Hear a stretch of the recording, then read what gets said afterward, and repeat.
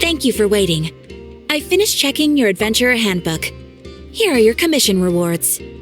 We have no other urgent commissions on the books at present. Thank you for all your hard work lately. Perhaps you two could consider taking a vacation. Amazing! Paimon never thought we'd end up having downtime and not cry. Things were pretty hectic when we first got here. Everywhere you looked, it was either the Wild Hunt causing chaos or the Vatui stirring up trouble. It felt like this whole region was one giant slime in a barrel, ready to go boom at any moment. Sure have. Things were looking pretty dicey, but in the end, we managed to turn it around. Whoa! Paimon just got deja vu! Oh, that's right. It's because we've done this like a million times now. Yes. Are you two aware that the Moon Prayer Night is soon to take place? Oh, yeah! Lama told us that was coming up soon. Wait, why do you mention it, though? Do people in Nasha Town celebrate it, too? Paimon thought it was just for moon goddess worshippers. You're partially right. Most people in Nasha Town just see the festival as an opportunity to do business. They do not concern themselves with the religious element. The festival was first celebrated by the Frost Moon Scions. On this day, they would wear moon prayer blossoms and celebrate the birth of the moon goddess through song and dance. They would also prepare food and handicrafts and give them as gifts to others. Over time, it became Nodcry's most lively festival. Oh, sounds like fun! Great! Well, in the meantime, since Catherine doesn't have any commissions for us, let's focus on some personal business instead. When we first got here, you mentioned that this was where your spaceship landed? We didn't get to follow up on it at the time, because we got wrapped up in that whole rare situation, but now we can finally start investigating it properly. Well, there's a saying Paimon's heard around these parts, which goes, if you lift up a rock, you'll find something you weren't looking for. By that logic, you'll never find what you're looking for while you're searching, but the moment you stop looking, it'll jump right out at you. Could be worth a try though, right? Anyway, Paimon suggests we focus on other stuff we want to do for now, and just keep an ear out for spaceship-related intel as we go.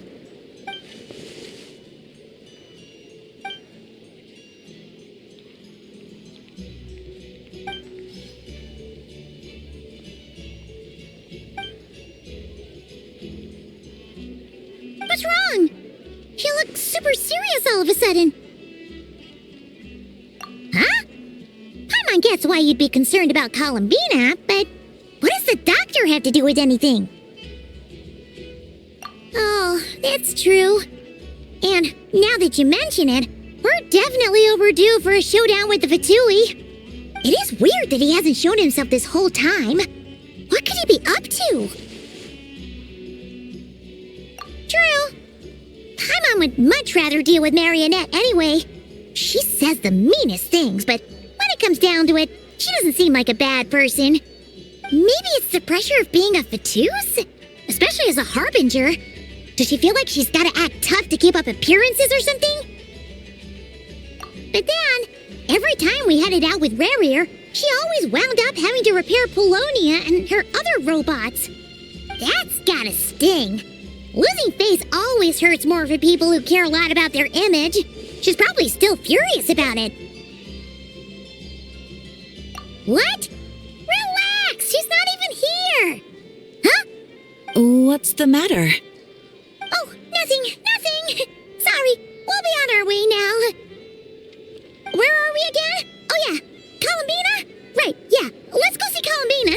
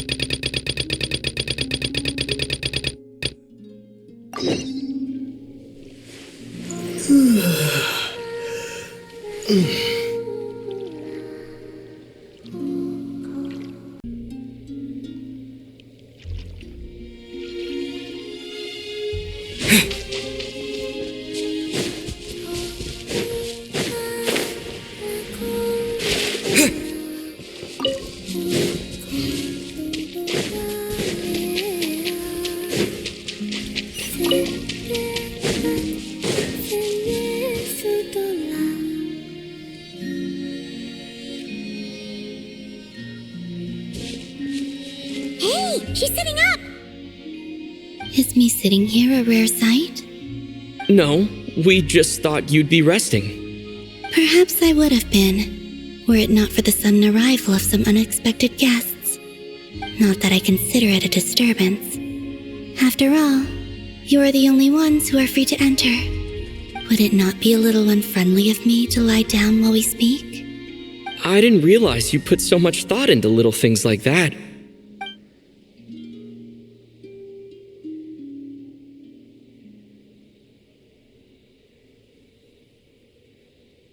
Only sometimes. There have been moments lately where I think about you and your companions. They are warm, mysterious, and cozy memories. Very few of my past memories are anything like that.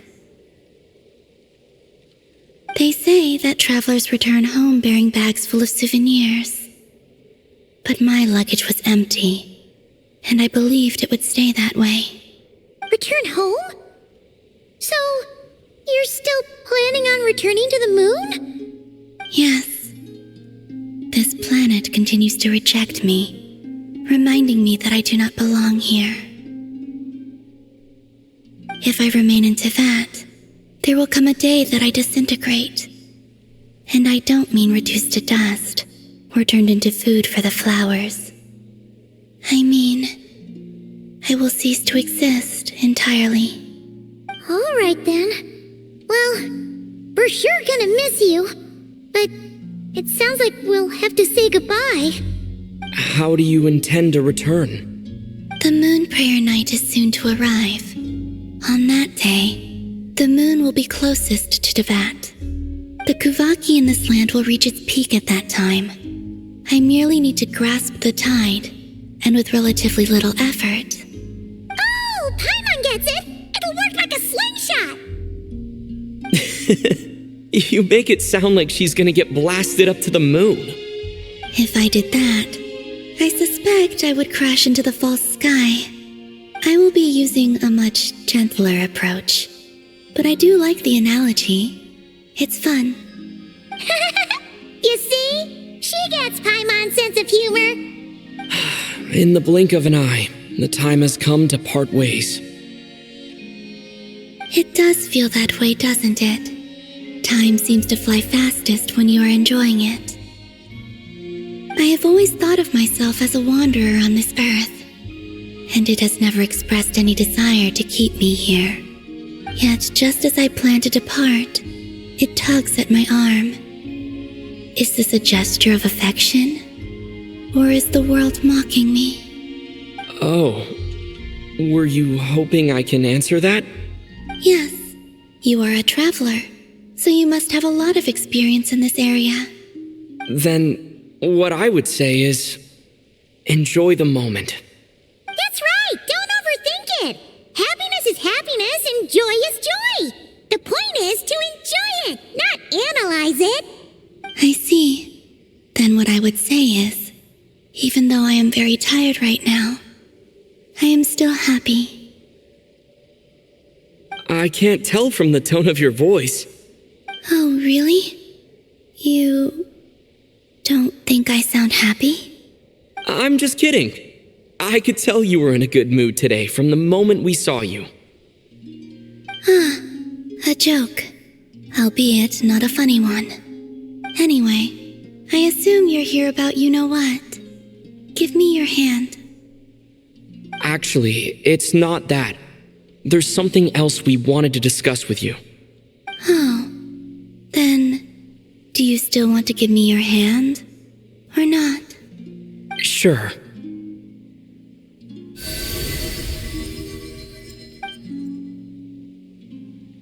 Thank you. So, I've heard that in the moon prayer nights of the past, people here would hold celebrations in the moon goddess's honor.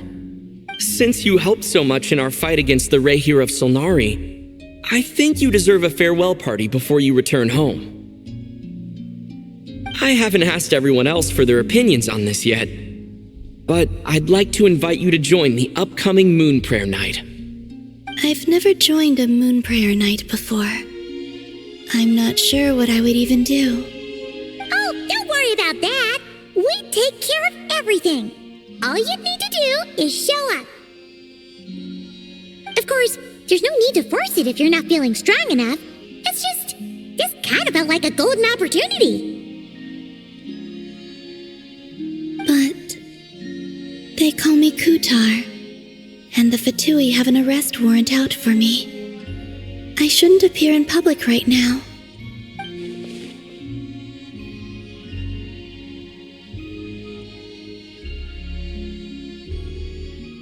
I'll make it work. You have my word. Yeah, we got your back. Well, he does. Paimon's actually not too sure what he's planning. All right, if you're sure. I will not refuse your invitation. I suppose it wouldn't hurt to pack a few more sights from this world into my suitcase before finally learning what my homeland looks like. Oh, if you see Lauma, please tell her that my answer to the question she asked me is neither yes nor no. Rather, it is, there is no need. That was kind of cryptic, but sure. Guess it's between the two of you. We'll pass along the message. Bye for now.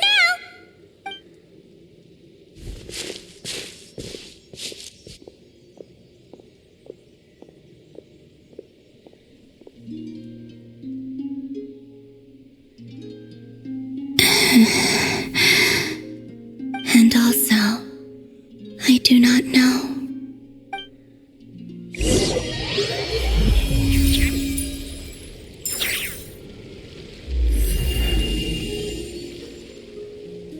Since she's agreed to join the festival, let's go see who else wants to take part. Lauma's gotta be the person most familiar with the Moon Prayer Night. We should start with her. Also, what exactly is your plan to keep her safe? Not sure yet. I'll figure something out. What? Are you serious? And Paimon even gave you her vote of confidence back there. When did you become so sneaky?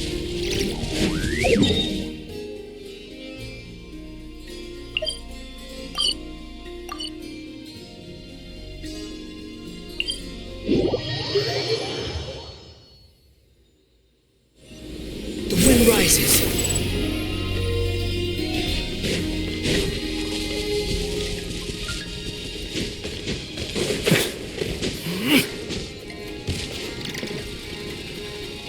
Hey, Lauma! It's us! Huh? Varka? What are you doing here? Beats me. I had a bit too much to drink last night, and when I woke up, I was on Hisi Island. Mr. Varka is helping to oversee Nasha Town's preparations for Moon Prayer Night. He is here to go over some details regarding the decorations and custom cloth designs. Right, yeah, that too. What do you mean, that too? Yes, celebrating this festival is a long-held tradition here in Nodkrai. On this day, the crescent moon at the top branches of the verdant crest turns into a full moon, and the moon prayer blossoms bloom with a special radiance. Our people take these to be blessed omens. It's an especially welcome event coming off the back of all that nasty business with Rehir. Everyone got put through the ringer recently, and now they're looking to turn their fortunes around. The big shots in town all agree that a big, lively celebration is just what we need to rebuild people's faith in this place. No wonder Catherine said that people weren't so bothered about the religious element. That's right. It's become more of a local custom by this point. The celebrations have little to do with whether the religious stories behind this event are true or not. Even the Frost Moon Scions are eagerly awaiting the coming of Moon Prayer Night, despite now knowing that their past beliefs were founded on a falsehood. That's fair. It's a bit like the Lantern Ride in Liyue. It's a chance for people to enjoy themselves, not debate the existence of the Adepti. Oh, one other thing.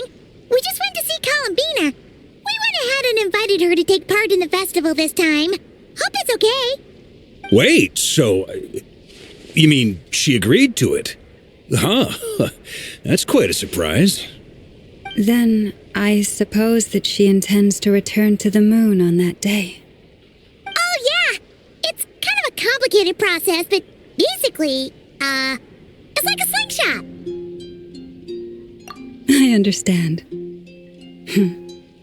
In truth, I had a feeling that she might make such a decision. Well, if Kuthar has decided to participate in the festival, we should prepare accordingly. Yeah, exactly. She was saying how it could be risky for her to show her face in public. We were wondering if there was any way we could hide her. Unfortunately, the people who carved the statues did an excellent job of capturing her likeness. It will be very challenging to hide a goddess whose face everyone is so familiar with. Darn! We may have bitten off more than we can chew here. Nah, don't sweat the small stuff. We can handle that. Huh? Are you saying you have a plan? Not as such, no, but the most important thing with a festival is to keep the mood light and your spirits up. You can't go preparing for a festival with those long faces. You'll never convince anyone to enjoy themselves. The Mondstatter spirit is strong with this one. As it happens, I agree with Mr. Varka. Let's start by making our appreciation for Kuthar the beating heart of the festive atmosphere. And who knows?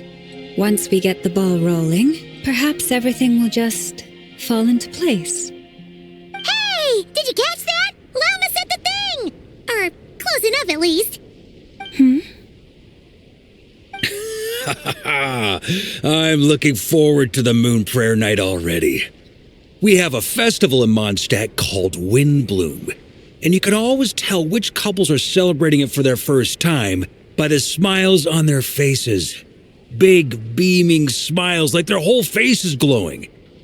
And I have a feeling we'll get to see that same smile on the Moon Goddess's face at this festival. Not quite the same, surely. Anyway, I'll take care of business in the city, but I'll have to leave the decor up to you and the Frost Moon Scions. No one else can capture that traditional aesthetic quite like you guys. But lastly, there's the final key element that brings the festival to life. Companionship. Before you leave, let me show you something that we've been preparing. Mr. Varka had asked to see it already, so you may as well tag along. Also, I have some further questions about Kuthar's decision.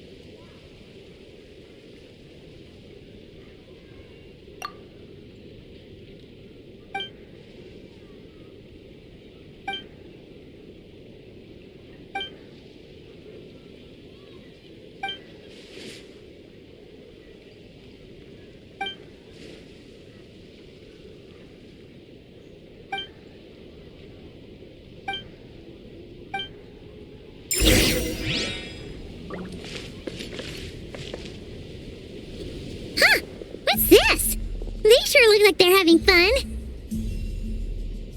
I believe so. Kuhenki seem very skilled at playing drums like these, although I'm not sure where they learned it from. Maybe it's an innate talent? In their eyes, they're probably just playing with toys. Luanatar! You want to play too?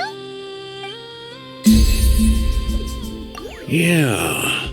She looks more confused than anything. Maybe we can teach her next time if we get the chance.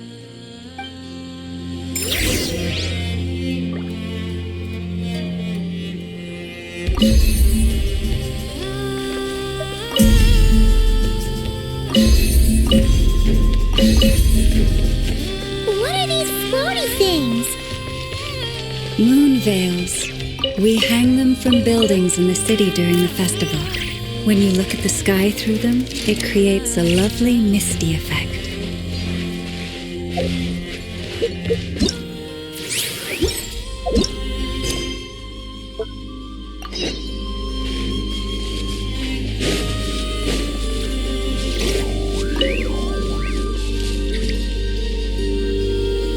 Everyone seems hard at work. They are preparing items for Moon Prayer Night. For instance, the sculpture being made over here. Mr. Varka and I were just finalizing the details of where it will be placed. Ah, there she is. I didn't know the finished article would be so large. Not to worry, though. All the necessary arrangements have been made. Just let me know once it's ready, and I'll get some people to ship it over. You have my thanks. And over here, we are preparing a very traditional confection. Oh, look at all these colors! It looks great!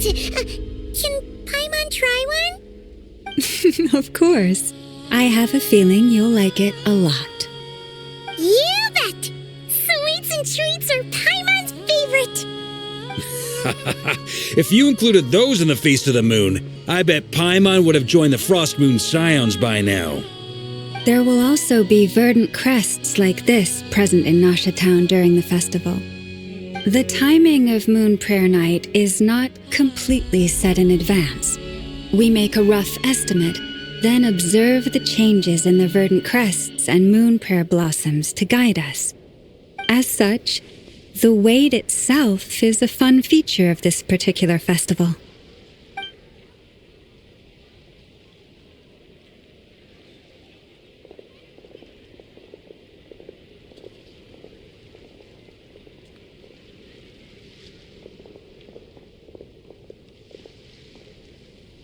Let's talk here.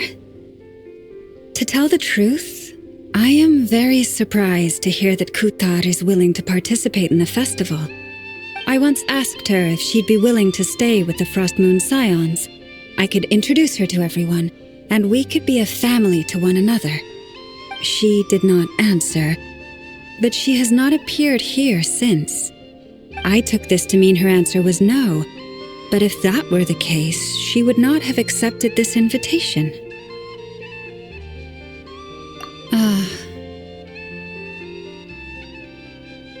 I see. Maybe she is right. Maybe the Frost Moon Scions of today no longer need a moon goddess. But my wish was not for her to come here and be worshipped as a deity. I simply wanted to offer her a place to stay. I'm sure she believes that showing herself here might invite Fatui intervention, and as such she does not wish to cause us trouble. But what really pains me about all this is that this is her birthplace. She ought to belong here, yet no one has been able to grant her shelter. I think I'm qualified to weigh in here. When someone's about to depart on a long trip, what they need is blessings, not burdens. We should wish her the best, not make the journey harder than it already is. Anyway, she's agreed to attend, hasn't she? All we need to do is simply respect her decision. I see your point.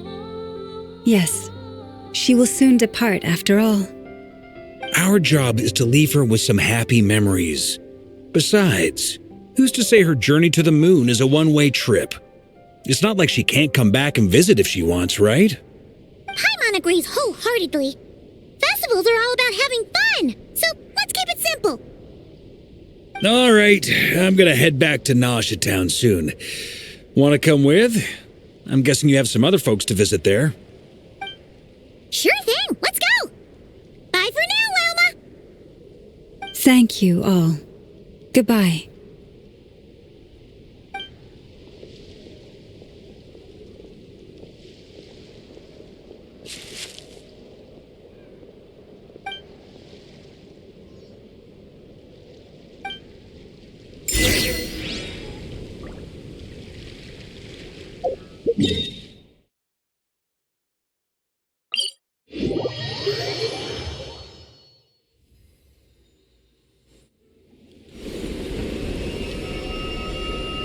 Huh?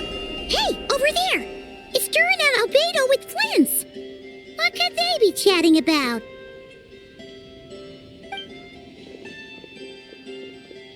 Your guess is as good as mine. Ah, Grand Master, and the Traveler and Paimon. Hello there. It's been a while. Perfect. We have some new volunteers for our investigation. Wait, let me guess. The righteous Lightkeepers are finally ready to hunt down the Abyssal Dragon? Yes, that too. Yeah, right. Oh, wait. Why does everyone keep saying that too? Well, to be precise, the facts match, but not the causality. Wait, so I guessed right? Half right. Don't act so impressed with yourself. Maybe I can explain. We ran into Mr. Flint's north of Nausea Town. At that time, we just noticed a few abyssal creatures out in the wild, but the strange thing was, I didn't detect any traces of abyssal energy on them at all. On closer inspection, we realized that they were not real monsters, but something akin to reflections in the water, or perhaps a mirage. Huh? What do you mean? Like, you could see them but not touch them? Exactly. It was very peculiar. They roared and tried to attack us, but we could not make any physical contact with them. I think I've heard of things like that happening in Notcry before, but I don't know much about it. Yes, it's a known phenomenon. Mirage-like illusions tend to appear in Nodcry in the run-up to Moonprayer Night. From a distance, they appear quite real. I myself thought that Misters Durin and Albedo were locked in battle with abyssal monsters when I first arrived. But after sharing intel and investigating a little further, we can confirm that these illusions are harmless. There is no great cause for concern. All the Mirage stories I've heard are either animals, rocks, or small houses. Abyssal monsters, though? That's a first. It's a first for me, too. So I'm planning to look into it further just to be on the safe side. I intend to inspect a few more locations. What about you two? Any plans? Alice contacted me a few days ago. She'd like me and Durin to assist her with an experiment. But we lost contact shortly after receiving the message. I'm sure that comes as no surprise to anyone familiar with her. We don't know when the wind will blow, yet when the wind blows, we will know. That, in a nutshell, describes how Alice operates. Yeah, that tracks. Okay. Well, I suggest we investigate this Mirage business in the meantime. It's piqued my curiosity, and I'm pretty sure I know someone who will already be 10 steps ahead of us. Well said. Right? Whatever's happening in Notcry, she always seems to be the first one to know. Let's go see what she knows. We can invite her and her staff to the festival while we're at it.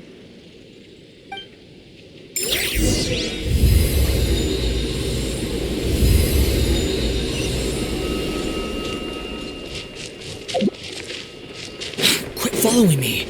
Squall and Fury.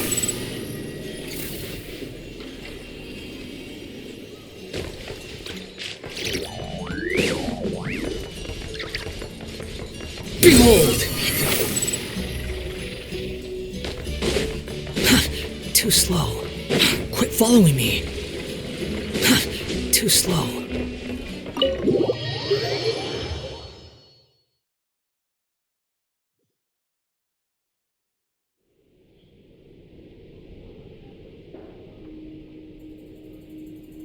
You're right, I have noticed. There's certainly something a little fishy about this situation. Only a little, though. Records indicate that this phenomenon can occur in the days before and following Moon Prayer Night. That said, it has always been a rare sight in the past. The odds of encountering these phantoms are similar to looking up in the night sky, happening to see a shooting star, and managing to make a wish before it disappears.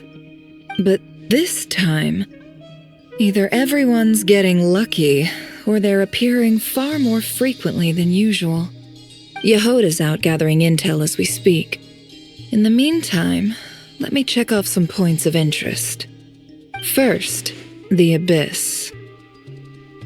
The ones we saw seem to be abyssal monsters. Indeed. But we have identified one location where many more of them have made an appearance. And not just monsters, but human phantoms, too.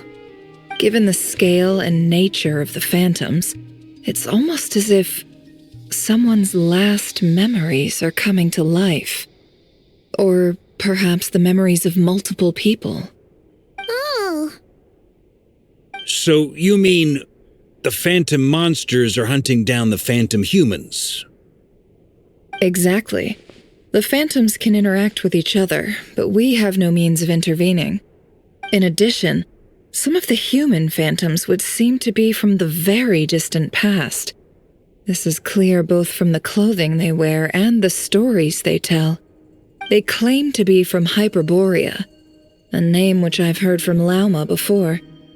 If this is true, it means they must be from 6,000 years ago. Did Paimon hear that right?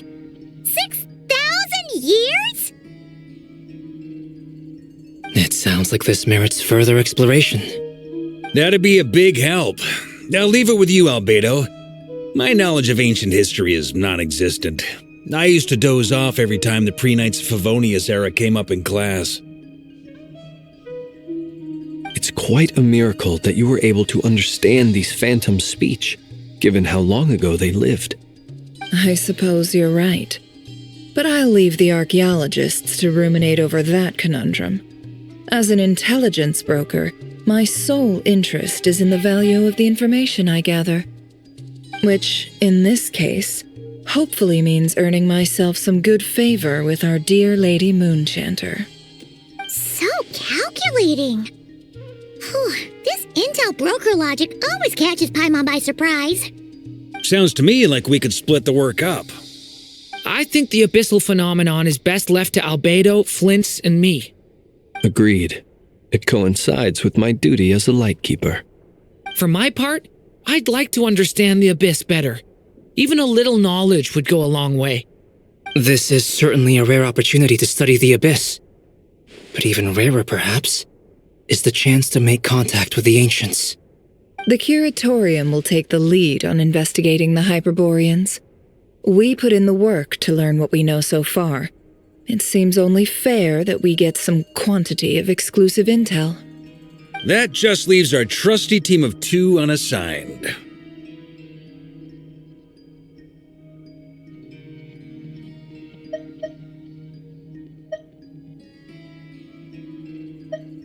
Since you became an honorary knight, of course. This was part of my grand plan all along. Oh yeah, by the way, we managed to convince Columbina to come to the Moon Prayer Night celebrations. Would you and Yehoda like to join too? She agreed to that? Huh. Quite an achievement. Never underestimate the traveler, I guess. I'd be happy to join. No point shutting myself inside when the streets are all decked out. I doubt any clients will be visiting during the festival in any case. And Yehoda loves a party, so I'm sure she'll jump at the opportunity. No, no, no, way to contradict me in front of... Wait, no, that's not what I have bad news, boss. So many people. All right, everyone inside, quick.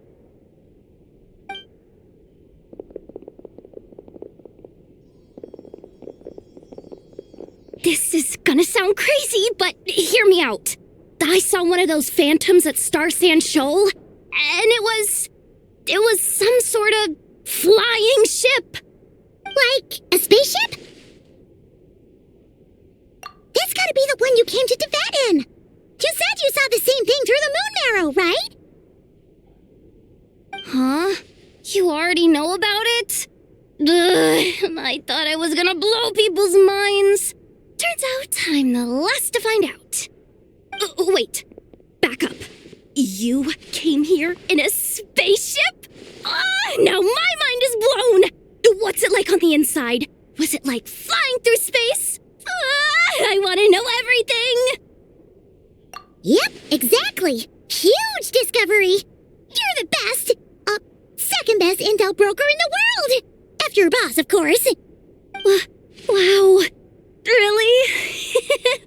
Well, I don't know if I'm all that, but...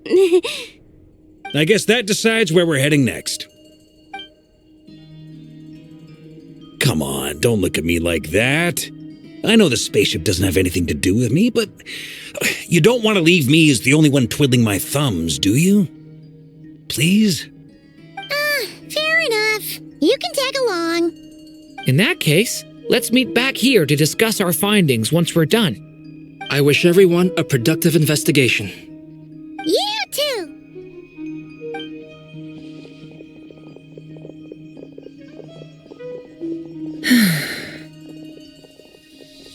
What's up, boss? Aren't we gonna head out? Tell me, Yehuda, when did the curatorium start giving out intel for free? Oh,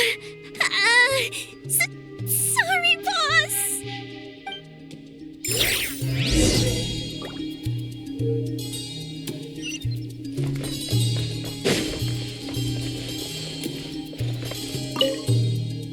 We can't unshare information any more than water spilled on sand can be put back in the bucket. I'll just have to balance the books some other way. Please, boss. There's gotta be another way. Who knows? Depending on what they find, maybe this will work in our favor. Please don't find me. Please. Quit following me.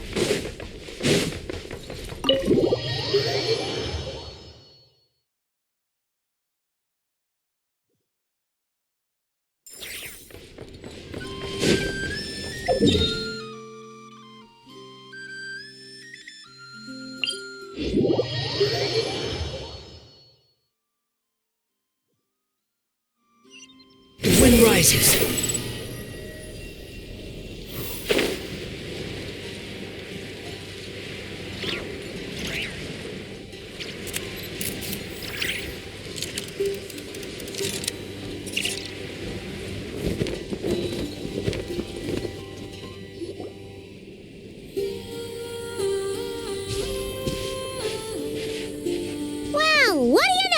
Yehuda was right on the money. This phantom really is your spaceship. But that's so weird. Why would it show up here? Is it some kind of projection? Or a ghost? Like, maybe it no longer exists, but somehow it left an afterimage? Ah, you're already here. Miss Lauma, what a surprise. I thought you were busy with festival preparations. I was, until one of our people informed me that a strange sight had appeared at Star Sand Shoal. No one's ever seen something quite like this before. I thought I should see it for myself. Same here. Oh, so we heard that these things appear around the festival period. Any idea why that is? Unfortunately not. We have very limited information about them, since they can't be interacted with. And no human phantoms have ever made an appearance before now. The most we've been able to deduce is that these sightings appear to be connected to the increase in Kuvaki energy around this time. Yeah, seems like that's all we can do. This is all so confusing. Allow me to lend you a hand.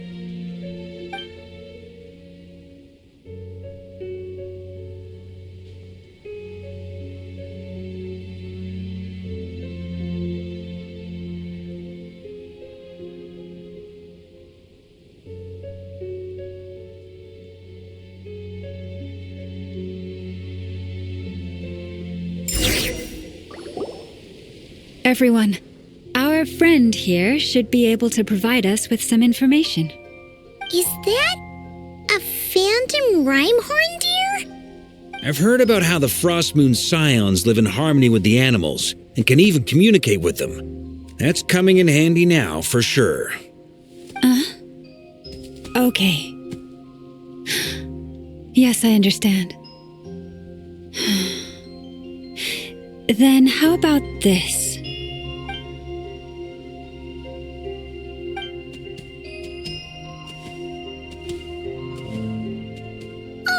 It's leaving. It appears to share our curiosity about this giant spaceship, so I asked it if it wouldn't mind investigating along with some friends. In return, I told it about some nearby spots where the wild fruit grows abundantly. We may live in a different era from these phantoms, but I trust that the terrain, climate, and ecology here are more resistant to the effects of time than some things are. Let's give them a moment and hope for the best.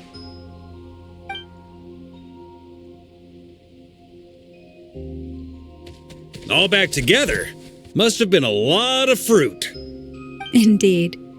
Now let me ask them some questions.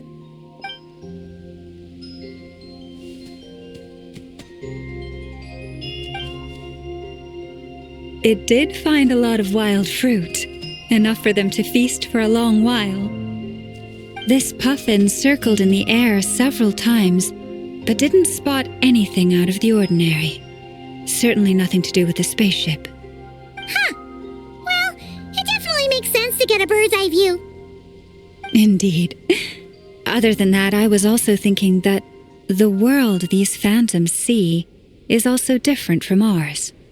Oh, I get what you mean. The wild fruit exist in both times and spaces, but there might also be things that only exist in that space-time, which we can't see. Good point. Great thinking, Lauma. Blunthorn rhinos can use Kuvaki to shift great rocks, but this one says it couldn't get that ship to budge by even an inch. The sniffer mole tried too, but despite being a skilled digger, it could not get through. They say that the spaceship looks robust and undamaged. It seems completely impervious to any and all attacks. Whatever lies within is well defended from harm. So, just like us humans, there was nothing they could do about this spaceship either. Yes, still, they deserve our thanks. We are grateful for all your efforts, dear friends. Now go and enjoy your feast. I've noticed some other human phantoms gathered nearby. Come on, let's go talk to them.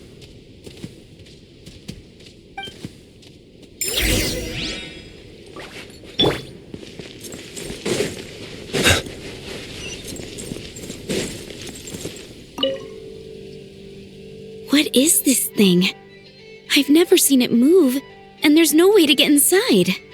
Goodness knows. My grandpa says it's been sitting here at least since his grandpa was still alive. What about his grandpa? Did he say anything to your grandpa's grandpa about it? Huh? I don't know. In all likelihood, it was here back then too. Hard to imagine something this huge could move.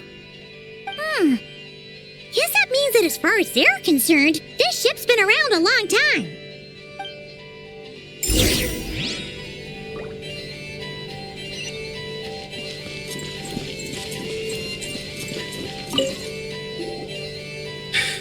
Come on, brothers. If we can get even a small chunk off of this thing, it's gotta be worth a fortune. Today is the day we strike it rich. Huh? You mean Paimon? Yes, brother, I shall join you. Let's make our fortune. We should go with them. What the? This thing is crazy tough. I can't even scratch it. What's it made of? Sorry, brother. Looks like we'll have to seek our fortunes elsewhere. Enjoying yourself? I was just seeing if I could influence this phantom's perception by playing. But nope, no dice.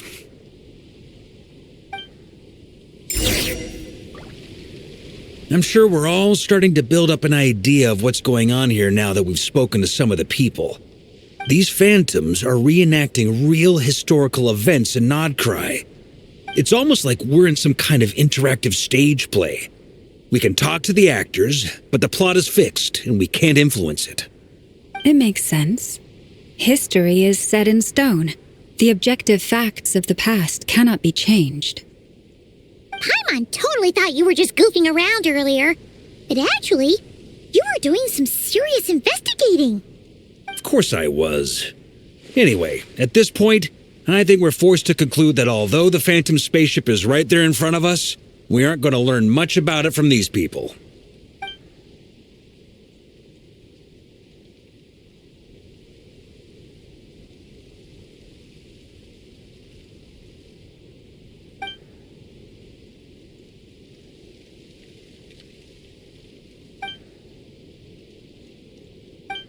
Don't be discouraged. If nothing else, this is proof of the ship's existence. And think about it. So many people tried to hack their way inside, but no one could get the door open. It's made of very tough material. To me, that says that we'll either find the ship itself or the story behind it. It's just a matter of time.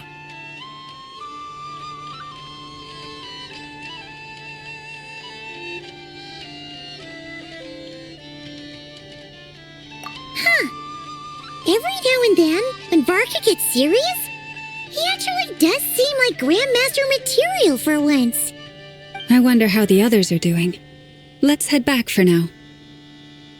Sounds good. Also, drinks are on me if Team Knights of Favonius is the first to finish.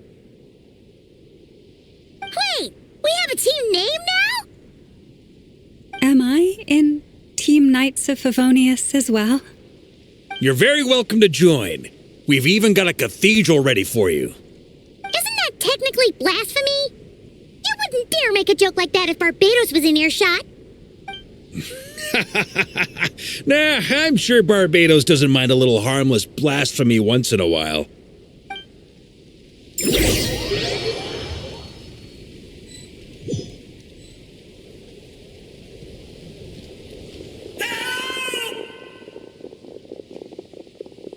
Oh, no! Get away! Oh.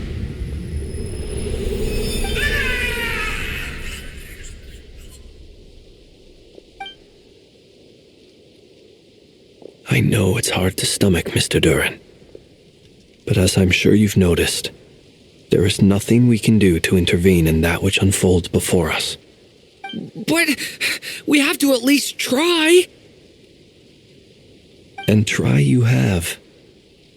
But are you aware of how many unsuccessful attempts you've made now? I wasn't keeping count. I'm afraid this is the 39th failure so far. Or the 5th if we're only counting this particular victim. There are no indications that these phantoms may be altered in any way.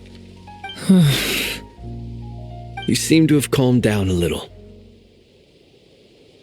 I'll make us a fire. You should rest and have some water. Feeling any better now, Mr. Duran? May I ask a few questions? Be my guest. What exactly are we witnessing here? What happened to those people? My guess would be that we are seeing Nodcry during the Conrian Cataclysm. Would that be accurate? Conria. That is correct. As you know, once the Abyss senses even the tiniest crack, It floods in and spreads like wildfire. There was a time in the distant past when it permeated all of Nodcry, causing immeasurable harm. The people paid a terrible price to heal this land. Then 500 years ago, the whole of Tevat suffered an abyssal disaster. Once more, Nodcry was dealt a devastating blow. I see. In the face of the abyssal onslaught, all were like grains of sand tossed around by a tidal wave, be they human, fae, or god. The moment you witnessed is but one drop in a whole ocean of catastrophe. All right. I guess that answers my second question, too. I wanted to know why there's nothing I could do to help them, and that's because what we are seeing is history. That would be my guess as well. As I understand it, history and fate are not all that dissimilar. The latter may be unseen to us, but both are immutable. Yes. Fate was determined long, long ago. I still have a couple of other questions for you, Mr. Flint. You mentioned more than one abyssal disaster that has struck this land in the past. How can you be sure that what we're seeing is from the Conrian incident? And also, how are you able to stay so calm when you're talking about these events? From everything I know about you, you're not cold or ruthless, and you're not indifferent to the suffering of others. Alas, I am forced to show my age. I must be 600 or 700 years old by human measure. Wait, so you... One is not easily moved by history when one has witnessed the truth firsthand. I'm sorry. You needn't apologize. Your passion is a good thing to have. Treasure it, because someday you may find it in terribly short supply. Now, at the risk of offending you, I have a question in return. Your curiosity toward the abyss, is it born from hatred or because you sense its call? I only ask because I kept a fragment of Rarir's body in my lantern for a short time, specifically his heart. So I know what a burden it can be to carry the abyss with you, and I hear its power growling from somewhere within you. In my eyes, your mere existence is a miracle. My honest answer is... I don't know. I don't think I have the confidence to say for certain. What I will say is the abyss is not the only issue that haunts me. Even before I became who I am today, the question dogged me constantly. Should I even exist at all? My doubts remain unresolved. But when we fought Rarir, something became a little clearer to me. Sometimes it is the darkness within us that allows us to achieve the impossible. I certainly got the sense from your 39 attempts that you were trying to achieve the impossible. It sounds like you've resolved to see the truth for yourself. Absolutely. In that sense, he and I are quite similar. Then I wish you every success. I look forward to the day of your transcension. Well, if everyone's caught their breath, I suppose we should head back. Oh, and one last thing. I'd appreciate if you kept our discussion about history a secret.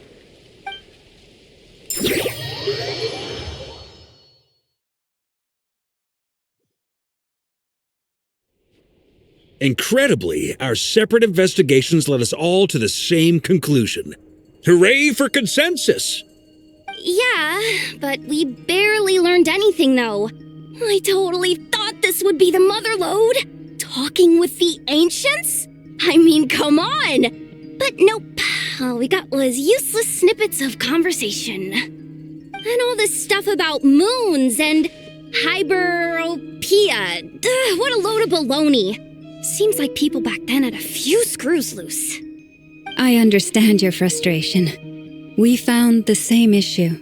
Each phantom only showed a very brief moment in time. There isn't much value to be found in these miscellaneous fragments of a civilization's history. no matter how glorious it may have been. If there's a silver lining, it's that these phantoms are harmless to the present reality. They shouldn't get in the way of the festivities. Paimon agrees. And not just because it's the first thing she understood in this whole conversation. You look disappointed, Nefer. Is something the matter? What do you think? We all worked our tails off, but the only one to gain anything from it was you, Lady Moonjanter. Well, please do share the Hyperborean records with me. I will gladly inscribe them in our people's documents. Oh, duh! Yeah! That was it! Hyperborea! Hyperborea. I'm serious. Only an expert in the Frostmoon Scions and their history can turn these records into valuable research material. The alternative is to let them gather dust on the curatorium's storage shelves until the pages turn yellow. Nefer, you're wise enough to know that cooperating and sharing the profits is the best course of action here. Well, that goes without saying. Sure, let's do that. Huh? But didn't you say we aren't supposed to give out intel for free? Sorry. Shutting up. Now is not a good time to push Nefer's buttons. Anyway, back to Moon Prayer Night. I'm thinking that we should prepare something a little special, aside from the usual decorations and so on. You mean a parting gift? Can't go wrong with food. Although, does food go bad on the moon? Perhaps a lantern would be a better choice. It might be dark up there. It could prove difficult to light a lantern on the moon. Magical stones might serve that purpose better. What about a clockwork mecha model from Fontaine? I've got a whole bunch at home. I use them for fighting practice in my free time. None of these sound like things she would be even remotely interested in. But we don't interact with her enough to know what she likes. Yeah. It would really save us the guesswork if someone could find out what she's into. Wait, what the? Traveler? They're all looking at you. Great! Haha, problem solved. Now, I need to stop by Dory's. Gonna need her help sourcing a bunch of stuff for the festival. Then let's leave it there for now. We all have our own business to attend to. Traveler, if you find out what Kutar likes, let us know right away.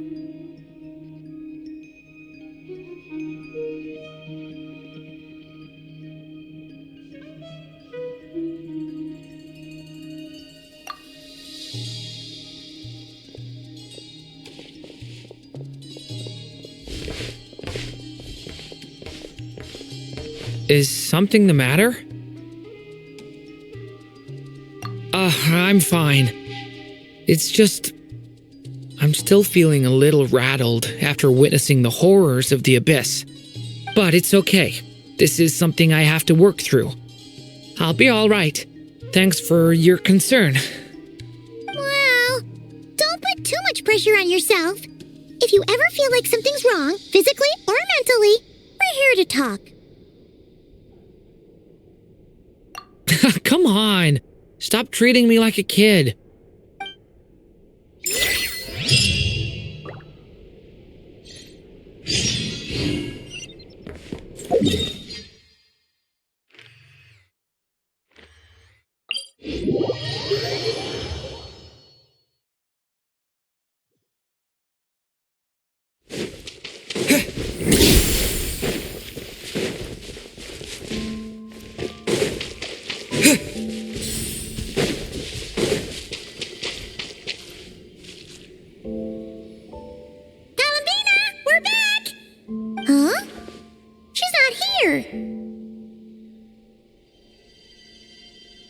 Weren't there a few Kuhenki here last time, too?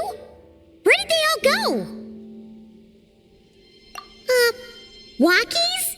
For Kuhenki? You're not pets, you know. Oh, well. Looks like we just came at a bad time. Let's try again tomorrow. There's still a few days until Moon Prayer Night, so we're in no rush. Besides, she needs time to rest anyway.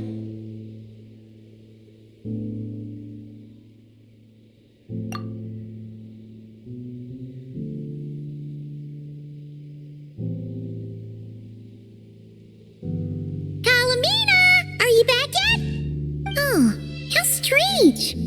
Looks like she still isn't here. Right?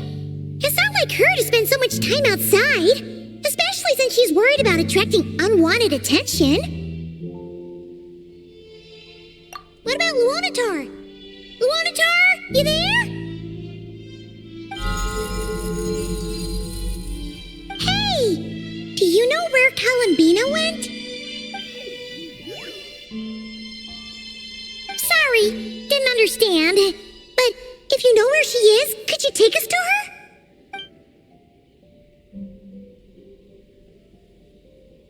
Yeah, that's even stranger. What about him? Oh, that's not good news. They change color when Kalambina gets weaker, right? And they look super pale right now.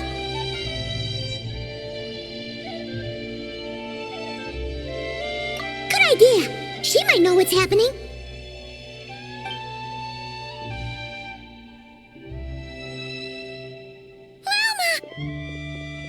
Ah, it's you. How is Kutar? Is she okay? No, she hasn't. I came here to check on her after I noticed the flowers had changed color. Based on past precedent, she must be very weak right now. Even getting up to walk would be a struggle. It seems unlikely that she wandered off outside. Not to mention that she doesn't do that at the best of times either. So yeah, this is super weird.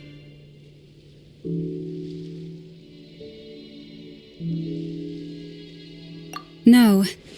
Very few people are in the know about Kutar's whereabouts. And if anyone suspicious had visited, they'd have left some sort of evidence. Come on, let's go to Nasha Town. If anyone has seen her, someone there will know about it. It's not Cry's information hub after all. Makes sense. Let's go!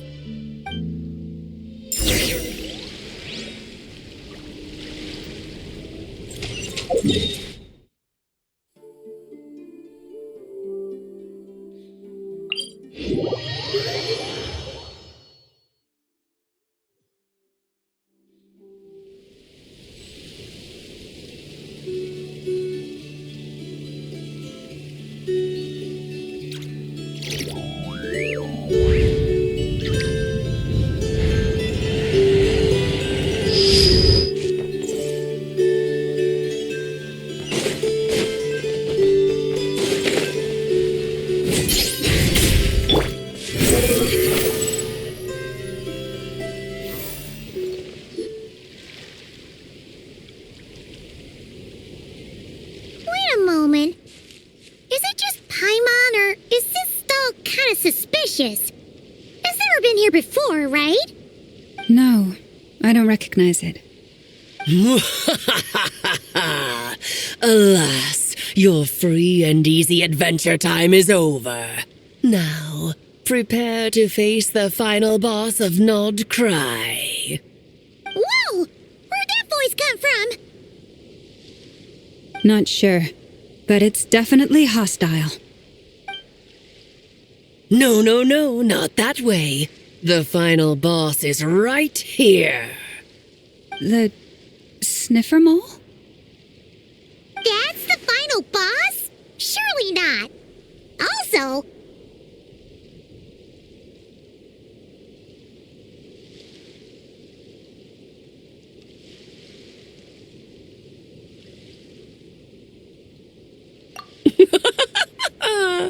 Okay, the jig is up. I'll stop teasing you. Turn around. I'm right behind you. It seems I've managed to leave quite an indelible impression, even though you've never seen my face. Nothing could make a great mage more pleased with herself.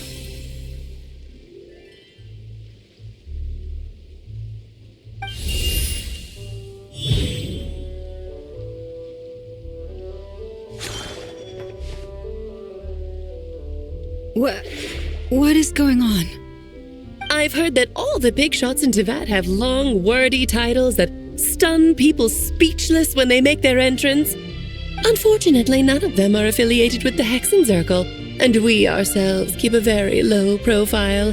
The notorious name-dropping doesn't quite work for us. Still, I, for one, think I'm really quite amazing.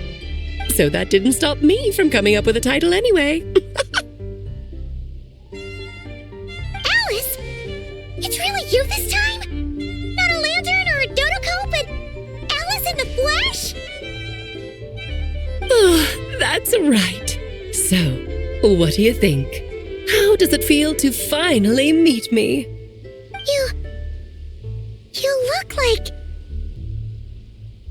Oh, that's the first thing you thought. A little surprising, but that actually makes me very happy. Because that means that when Klee grows up, she'll be just as stunningly beautiful as her mother. So she's a friend of yours? Kind of. This is actually the first time we've seen her in person. I see. Madam Mage, that was, quite a powerful entrance. I certainly won't be forgetting it anytime soon. It's okay, Lauma, don't force it. Paimon will do the honors. This is Alice from the Hexen Circle. She's a friend of ours, and of Arcus, too. That's right. She's a good person, just kinda unpredictable. Well, what is the human heart if not unpredictable?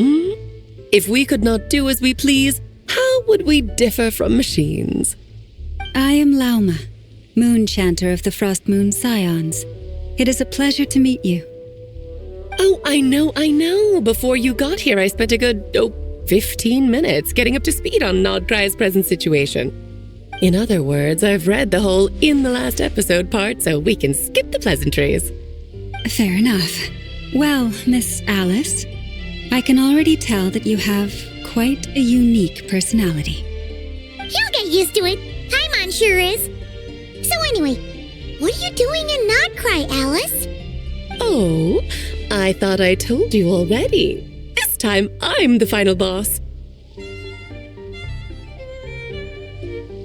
And what a formidable foe I shall be. Powerful, confident, decisive, and good luck finding my weak spot. You will never succeed.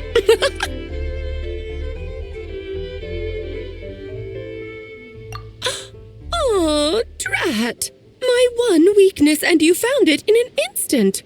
Fate has been dealt a devastating blow. Thus falls the great Dodo King. Why are you playing along with this nonsense? For funsies, of course. What's wrong, Paimon? Are you disappointed in me? Am I a gigantic letdown? No, it's just...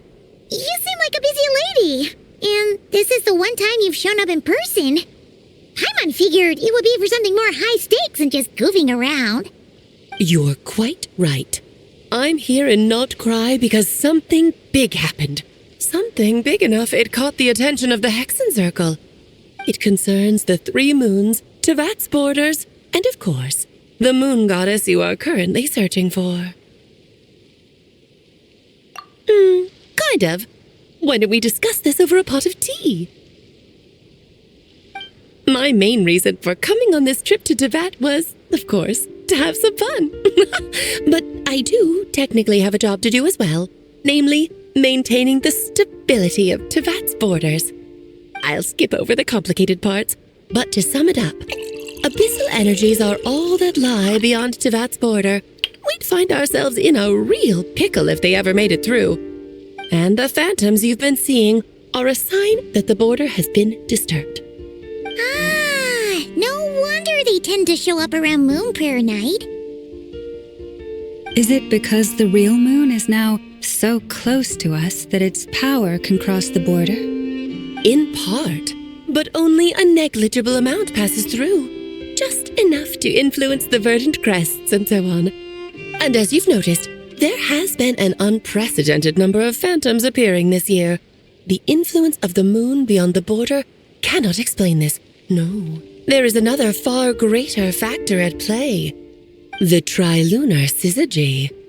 A trilunar syzygy. Eons ago, before the heavenly principles came to Devat, it was the then 3 moon goddesses who controlled the laws of this world. Oh, that's exactly it!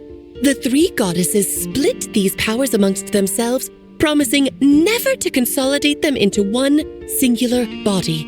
This was meant to keep the world stable.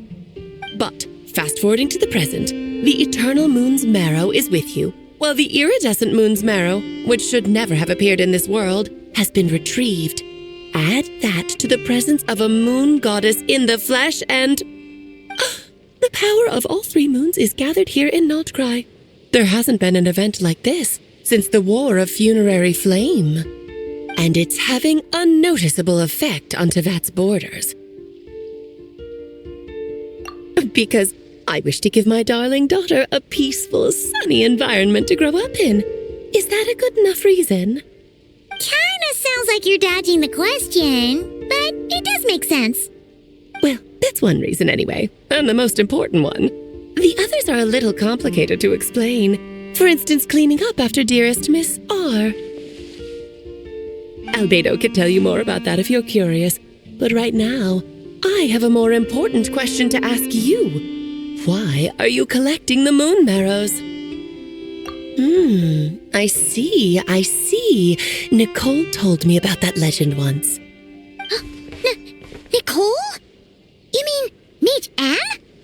Oh, so you remember. Yes, of course. That was a story about fate, her area of expertise. But back to the story of our dear moon goddess. I'm afraid her intended method of returning to the moon is unlikely to work anymore. What does that mean? She may be missing, but she hasn't gone anywhere. She has disappeared.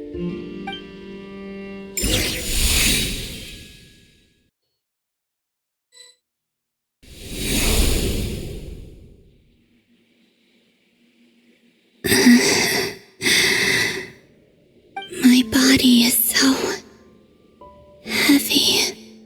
Wait, no. It's my mind that's heavy. My arms and legs are as light as a feather. What's happening to me? I feel drowsy, like I've been asleep for too long. Is it daytime or nighttime? Is the moon out? I think I'll go for a walk.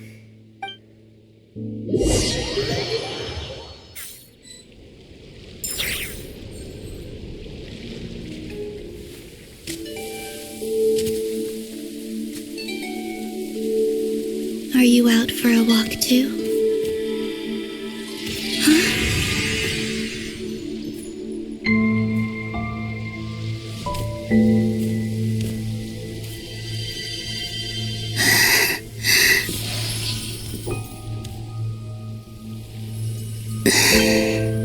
The day has come at last.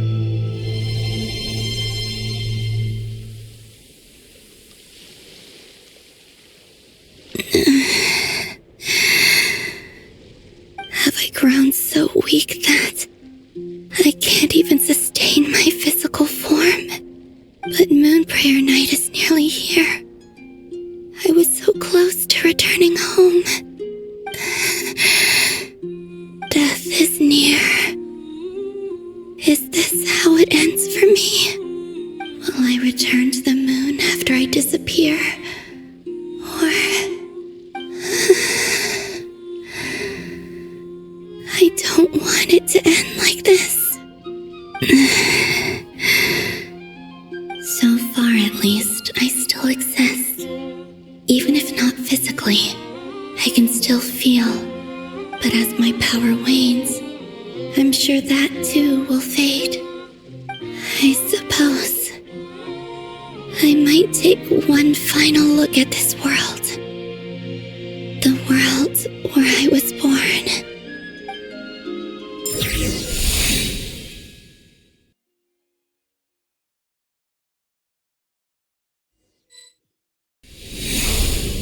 Come on, come on! Wait for me! The Frost Moon Enclave. How much it has changed since I was born. These decorations, they're so heavy. It's times like this when you kind of wish men could be priestesses and acolytes. How fascinating. I've never had the chance to be privy to people's private lives in this way. In the past, people would get so solemn and serious the moment I showed my face, like they were frozen stiff. Karina, Lametti, it's time to eat. Coming! I want to watch them a little longer.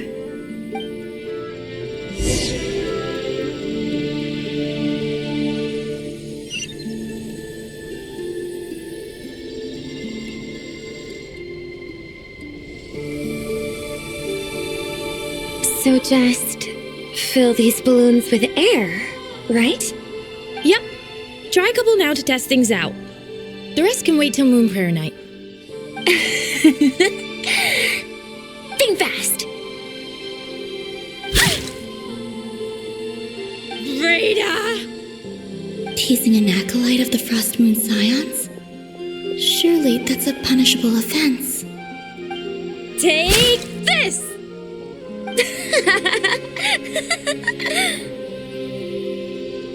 Huh? All right, enough horsing around. Lady Lauma gave us a task. We should get back to it. The task is just to check that the balloons don't leak, right?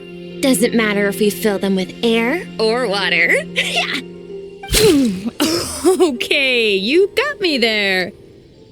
And you got me there. But still, we can't use all the balloons before the festival even starts. We won't use all of them. And as long as Lady Lauma's trusted acolyte doesn't snitch, this can stay as a little secret between friends. A couple more can't do any harm, right? Oh, you menace. Then, think fast! Is pumping a balloon full of water really so much fun?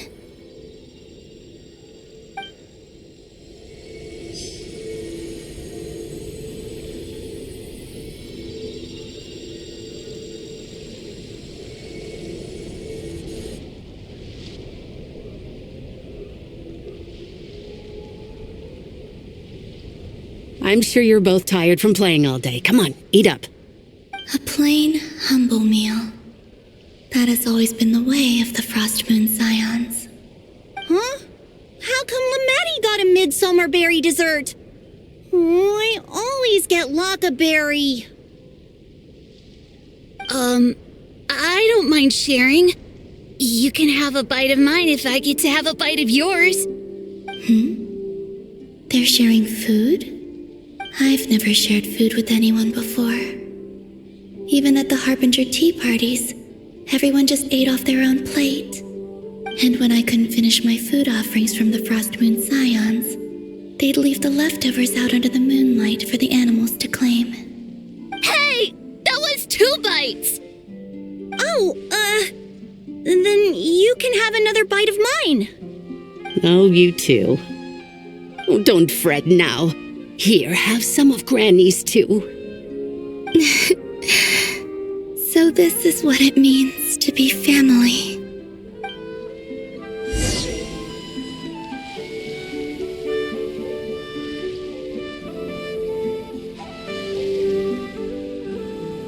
I'm seeing so much that I'd never usually get to see. They'd never act like this when I was around. It's nice, being able to just watch people in peace in these final moments. What a rare opportunity. I think I'll go take a look around Nasha Town, too. Maybe the Traveler will be there.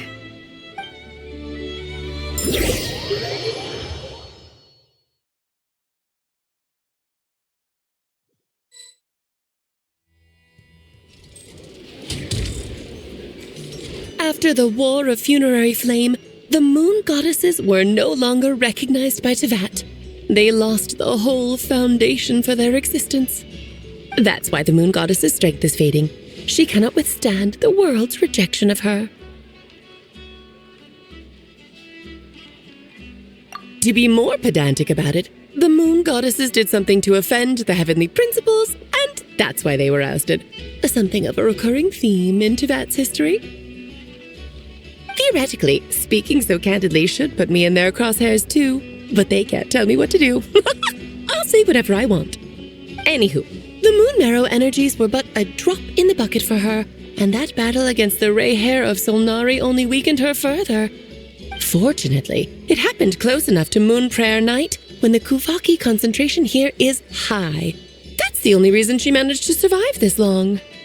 What do you mean, fortunately? You said she disappeared. We're too late.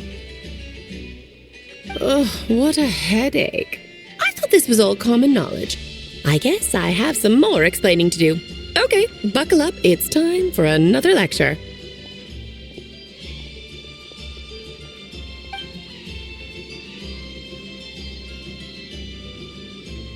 Now, I said earlier that the moon goddesses lost the foundation for their existence. The reason for that has to do with the natural order. Basically, the rationale for their existence in Tevat was lost. The same logic applies to the present moon goddess too. Consider her existence so far. Her comrades in the Fatui called her Damselette. And she was worshipped as Kutar by the Frost Moon Scions. But these connections have now been severed, whether by her hand or yours. So, the rationale that once sustained her existence is now gone. Wait, we did that to her? Oh, well, strictly speaking, yes. But let's not start pointing fingers, shall we? I'll only end up as the big bad villain, and that's not the kind of final boss I want to be. Of course I do. I'm only the greatest mage in the whole entire world. Now, if you wish to find your moon goddess, there are two problems we need to solve. Firstly, we'll need to strengthen the connection between her and Tevat, at least enough to sustain her until Moon Prayer Night. Strengthen her connection? But does that mean I'll have to rally all the Frost Moon faithful behind this? I'm afraid a bygone faith and a former home won't be of any help to her now. Do you know her name? Her name? Yes. Names are very important things. A name is a fundamental concept that anchors one's entire existence. Then your first job is to find it. As a moon goddess, I'm sure she must have a name she identifies with. Neither Columbina nor Kutar is her true name, and she's never really accepted either of them. So, finding out her real name is enough to sustain her existence? Yes, I know it sounds like a small step, but every journey begins that way. So for now, that's all we need to focus on. The second problem is with her plan to use the moon marrows to return to the moon. Unfortunately, piercing through the false sky will take an enormous amount of power. Given her current condition, she won't be able to provide anywhere near enough power, even if she recovers her physical form. But no need to fret. Nicole's the expert in this field, and I'm sure she'll figure something out. Wait, Mage N is going to help us out too? That means we've got 2 Hexencircle mages on the case. This is turning into a pretty big deal. Actually, this is more of a side quest for me.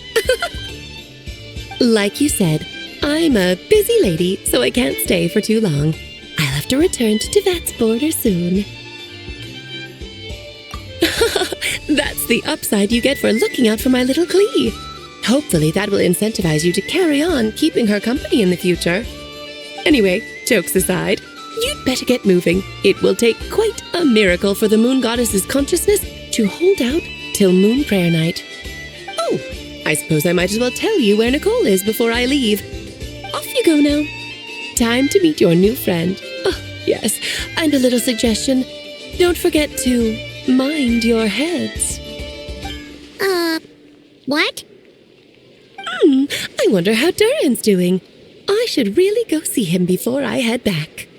You really are super busy. I most certainly am. There's so many children I have to keep tabs on just in Mondstadt. Durin, Albedo, Venti, Varga. Klee didn't make the list, huh? Of course not. Klee is my pride and joy. I have no qualms about her, because she's the best child in the whole wide world. Yep. Klee's a little angel. I'm glad you agree. Well, all the best. See you when I see you.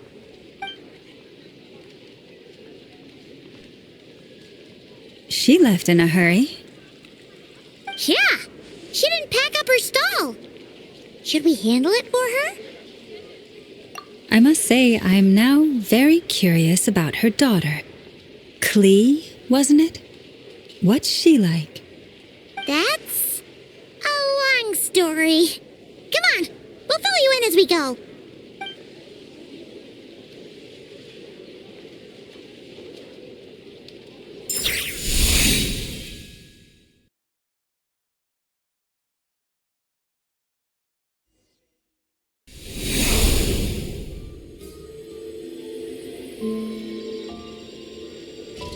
What a lively place. I've never experienced Nasha Town like this before. Hey, you old geezer! Your hammer's rusted through! Who are you calling old geezer? Are they quarreling? I'm looking right at him! You've really gone downhill since giving your daughter free rein in the workshop. Can you even swing a hammer anymore? It shouldn't take you days just to fix a single chair. You might as well use that hammer to massage my back for all the good it's doing. Don't run your mouth, or you'll get a back massage that'll put you in bed for the rest of your life. Look, the materials haven't arrived yet, all right? You know how busy it gets in the days before Moon Prayer Night. I'll bet you send all the materials to your little princess. Blood's always thicker than water, huh?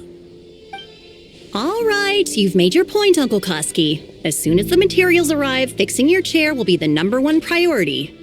And Dad, if you've got time to chat, why don't you lend me a hand, See? Lolka knows what the score is. I guess they're friends. But the way they spoke to each other was so ugly. Then again, it wouldn't be the first time I've seen something like this. Columbina! Sing outside my door in the middle of the night one more time, and I'll unscrew your vocal cords. You hear me? Oh, Sandrone. So that was her way of trying to be friends with me. What a pity. I won't get the chance to say any ugly things in reply.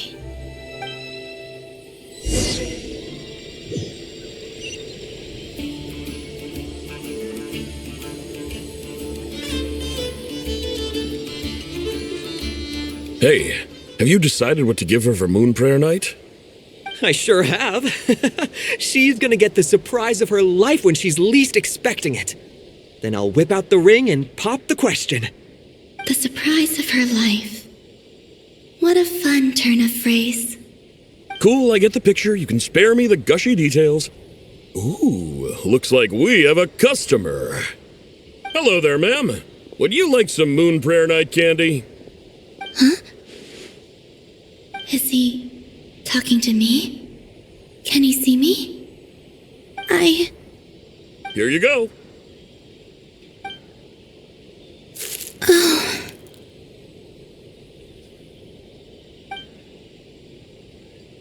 Come back anytime. Right. Now, where were we? I don't know why, but I still held out hope.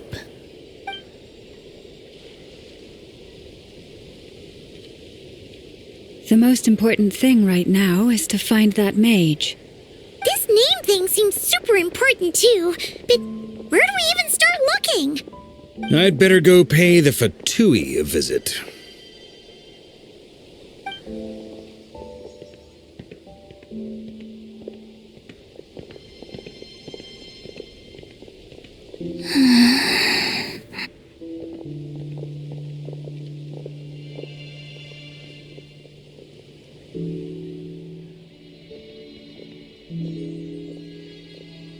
Columbina?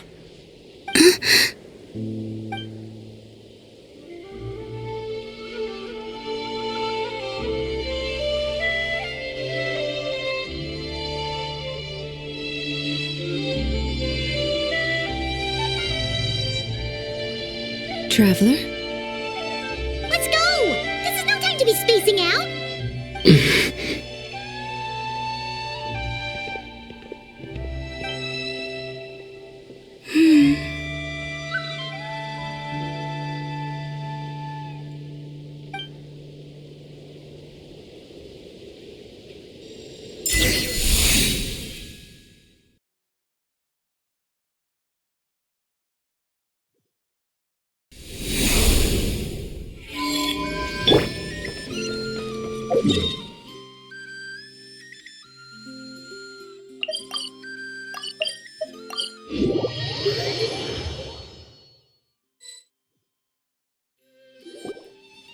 Where are they going?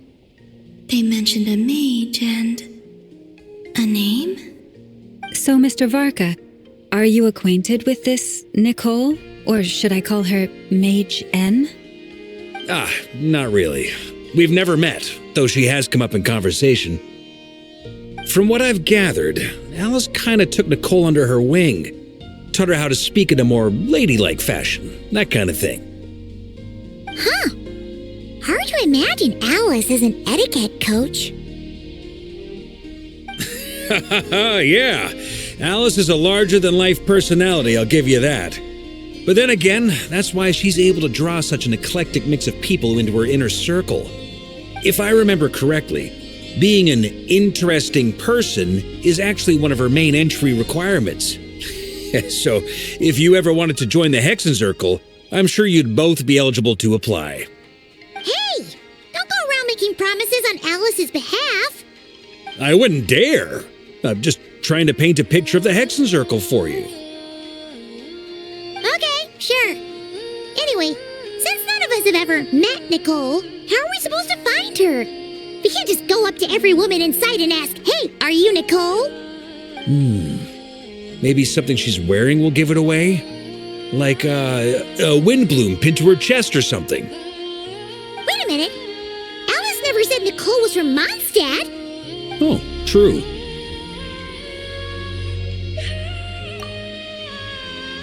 That would be this young lady, then?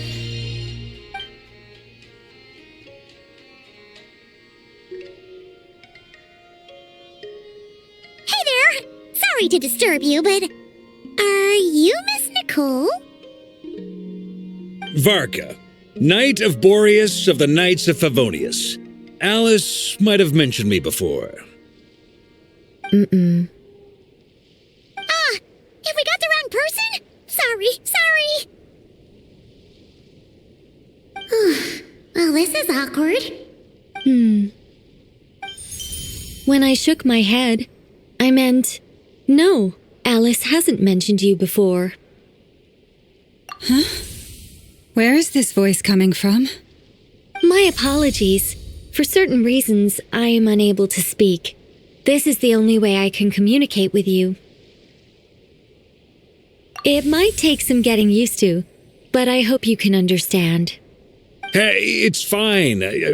I'm more shocked by the fact that Alice never speaks about me. As for you two, we have crossed paths twice before, but it is nonetheless a pleasure to finally meet you. It's really you! Thanks for all your guidance in the past! You're quite welcome. This time, things are different. We have reached the unwritten pages of the story.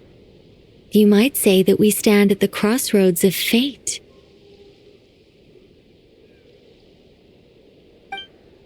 Now then, allow me to formally introduce myself. My name is... No, stop! Alice! I can't believe it! I had a whole speech prepared. I'd agonized over every single word. She always picks the worst moments to ruin other people's plans. I'm so sorry about that. Alice took the liberty of devising some bespoke self-introduction magic for each member of the Hexen Circle. But I could have sworn I deleted all of the triggering conditions for it. How did it bypass everything? Oh gosh, this is so embarrassing. This is a very different side of Nicole than what we're used to. Is she not used to face-to-face interactions? Don't worry about it. We've seen that introduction magic once already, so it wasn't too much of a shock. Please go on, Miss Nicole. We'd love to hear what you have to say, or, well, communicate. Huh? Are they talking to this lady? But...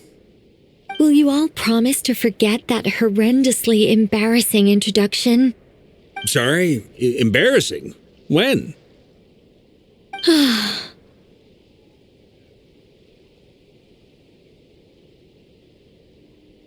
Yes, my name is Nicole, and I am one of a very few angels who have retained both their preferred form and their power.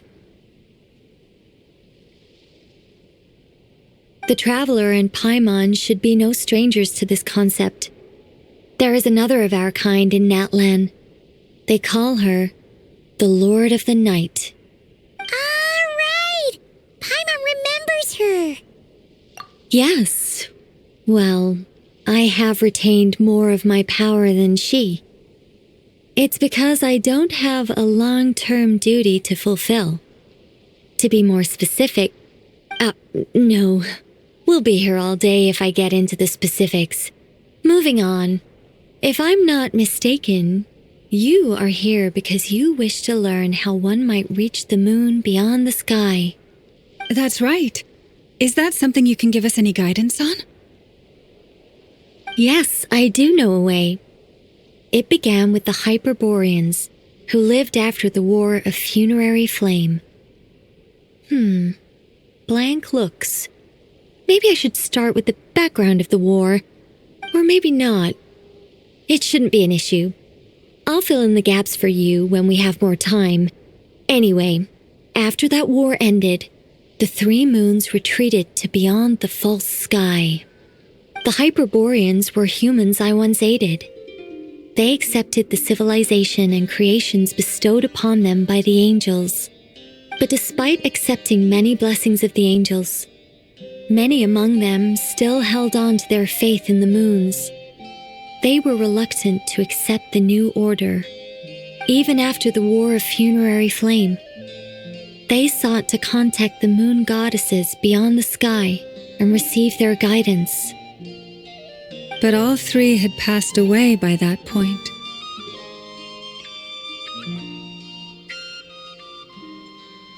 This mage has a unique method of communicating. Is she talking about the moons? Yes, but they did not know. And so, still they prayed for the moon goddess's mercy. After building titanic structures that consumed vast amounts of Kuvaki, at last they glimpsed the moons and heard their voices. But of course, they were gravely disappointed. For it was then that they realized the three moon goddesses were dead. Oh, that's such a sad story. It is. Humanity was in a very sorry state at that time.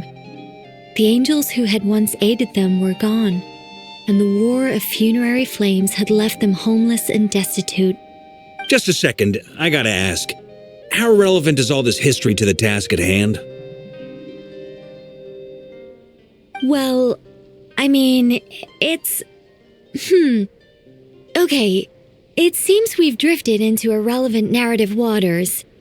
It's been a while since I've had the chance to speak inside someone's head. As soon as I got started, I lost control and the words just flowed out like a waterfall. What I'm trying to say is... Right, yes, that's it. The relevant part is the ritual created by the Hyperboreans. The fact that they bypassed the false sky and saw the true moons implies that they successfully built a connection between Tevat and the outside world. Which means, with enough Kuvaki and a sufficiently stable connection, it should be feasible to send one person over the border. Okay, so they built some kind of portal?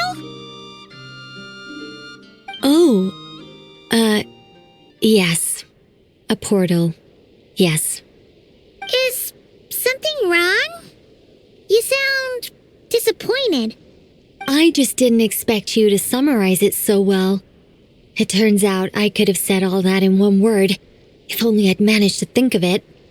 No, please, it's fine. This is invaluable knowledge. I'll be sure to record and preserve everything in writing. Oh, really? Well, in that case, I suppose I could backtrack and add some more detail. I did gloss over a few things so far. Whoa, time out. Let's summarize what we've got first. The Hyperboreans were the last ones to use this method, right? So we somehow need to find whatever structure they built and make sure there's enough Kuvaki to power it up. Luckily, we have the moon marrow of both the eternal and iridescent moons, so we're all good for Kuvaki. Which means the key issue we need to focus on is finding the place. Am I right so far? Yes. Although I expect the structure is long gone by now. That said, what if we could take advantage of the phantoms to travel back to a time when it still existed? Well, travel back isn't quite accurate. It's more like we'd be creating a handshake between 2 points in space-time. We wouldn't even have to pick a time when it still existed. It could just be a time when it still appeared in phantom form via projection, or we could project our own phantoms, fold them together, and... You look lost. Was that too hard to follow? Yeah, things got a little, technical there. Paimon's brain is reaching capacity. All right. Let me think about how to put this more simply. Okay, got it. Over the next few days, I'll search for phantoms that we can use. Once I find one that meets the criteria, I'll let you know and we'll regroup. By completing certain rituals, specific individuals will be able to enter the phantom and make it to the Hyperborean structure. If everything checks out and it looks feasible, we'll just need to wait for Moon Prayer Night, and we can send the moon goddess back home. I'm really skimping on the detail here. Is this making any sense at all? I think so. For now, we'll just wait to hear from you. Yes. Basically, yes. Great. Counting on you. In the meantime, we'll focus on finding the moon goddess's name. My name? Are they looking for a way to stop me from disappearing? Excuse me, Miss... Go on, Miss Nicole. This conversation was a little all over the place. I didn't catch your name. I am Lauma, of the Frost Moon Scions. Ah, I did wonder. I noticed that you listened very intently when I spoke about Hyperborea and the moon's history. If you'd be interested, I'd love to visit you this evening and go through it again in greater detail. Also, if you were serious about making a record, it would be too risky to simply write down the raw details as is. I would suggest some tweaks. Maybe rewrite the stories as fairy tales or fables, perhaps even prayers. Anyway, we can cross that bridge when we come to it. So, see you later then? Oh, and no need to prepare anything. Just a cup of tea will do. See ya! She seems friendly. It's just... It's so nice to find someone who's actually willing to listen. I've been dying for a chance to finally go through all this systematically from start to finish. Any longer and I'd probably start forgetting it. Now Paimon gets why Alice told us to mind our heads. What did I tell you? A lot of quirky people in Alice's orbit. Now then, the next order of business is, where do we start looking for the moon goddess's name? Maybe the rest of what Nicole has to say might give us some clues. Once I've heard her out, I'll summarize the salient points and share them with you all. I'm also inclined to review our other documents. Yes, our faith was first established by our Hyperborean ancestors, but many of the more factually accurate records are from after Kutar's birth. Sounds like we're gonna follow Columbina's journey through Devat, huh? In that case, we'll start by heading to the Frost Moon Enclave. Sounds like a plan. Take this with you. I'll see about getting in touch with the Fatui. It'll probably just be Arlecchino and Sandroni again. They're the only ones who would want to help. Thank you, Mr. Varka. Don't mention it. Honestly, I'm more comfortable dealing with the Fatui than prying into the details of a young lady's childhood. Catch you later. I should follow them, just in case there's some way that I can help.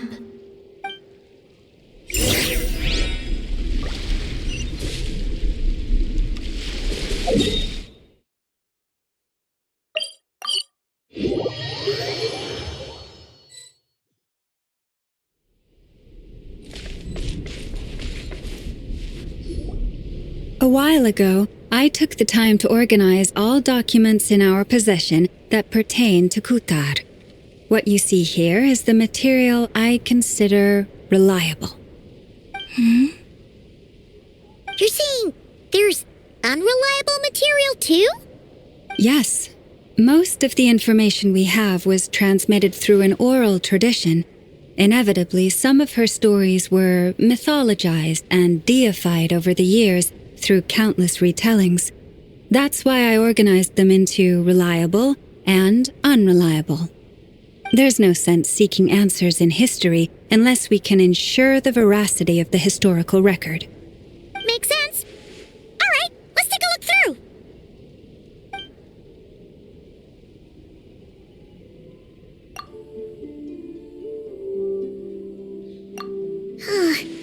Almost all these records refer to Kutar instead of Columbina. Although neither of those is her real name. Paimon's not sure what point she's trying to make. What we can gather from these records is that the Frost Moon Scions worshipped her as a god, placing impossible expectations upon her. I cannot fault them for their earnest faith, but for all their devotion, worshipping her day in, day out changed nothing. I imagine that none of it resonated with Columbina. It wouldn't surprise me if, even back then, she had already begun to reject the name Kutar and everything it represented. Lauma speaks the truth. When I heard them call upon Kutar with hope and expectation in their voices, they may as well have been calling upon somebody else. Well, that's a bit complicated. I looked at the level of detail, perceived authenticity, prose style, and how realistic their portrayal of Kutar seemed to be. Amongst the Frost Moon Scions of today, only I know of her existence, and I alone have spoken to her face to face. As such, I know that there are certain things she simply would never do. That being said, I have sensed some changes in her lately. Changes? Me? Seems like this is getting us nowhere. For what it's worth, why don't we check the unreliable sources too? Sure. Give me a moment.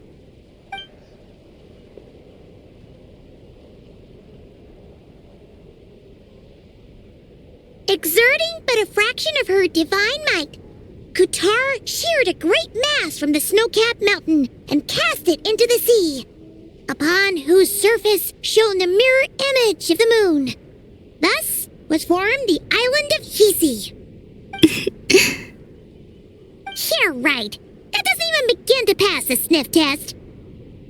The 3 moons are naught but lies through and through. Only one moon has ever shone for us, and Kutar is her name. The vast majority of ancient texts are filled with fanciful tales like these. I trust you understand my criteria a little better now. Kutar did not speak, merely gazing into the distance in silence. And where her gaze landed, this was her prophecy. Clearly, whoever wrote this text never even met Kutar. Otherwise, they'd know that her eyes are always closed. What about you, Traveler? What are you reading?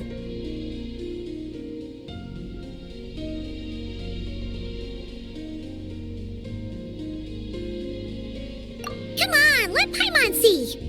The child wished to build a wooden nest with which to shield a fledgling bird from the cold. But being so young and lacking in strength, the child could not snap the branches from the trees. Kutar was passing by. Upon seeing the child, she summoned forward the Kuhenki, who built a beautiful nest for the child. I remember that. Not knowing the meaning of Kutar's divine intervention, the child dared not to respond, and thus ran home to call their parents. But Kutar was gone. The moon chanter declared the event a miracle and took the nest as a relic, placing it on high for all to see. The child was named as one favored by the goddess and was greatly respected amongst the people. Yet, no further miracles were bestowed, and this matter was forgotten in but a few years. Huh. Any thoughts after reading that? Yeah, Columbina probably just wanted to join the kid in making nests. I'd originally considered this a fabrication, because Kutar did not perform any similar actions in subsequent records. But now that I think about it, it does seem like something Columbina would do. It's just that... She didn't know how other people would interpret her actions. She was probably worried about making things difficult for people. And so, she gradually stopped joining in. Yes. Oh, that's so sad.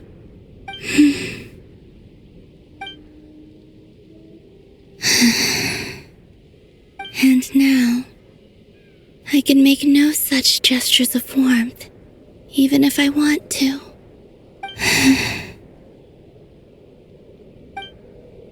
Still no name. It's a bit of a shame. But we did learn some interesting stories. That's gotta count for something. Varka said he was gonna set up a meeting with Arlecchino and Sandrone, right? Let's go back to Nasha Town and see how he's doing.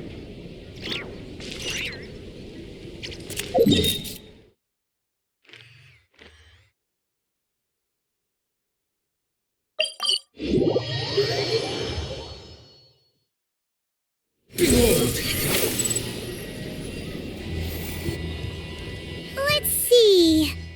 There's Varka. Oh, and it's Durin and Albedo too. Yeah, this is pretty much the same place we bumped into each other last time.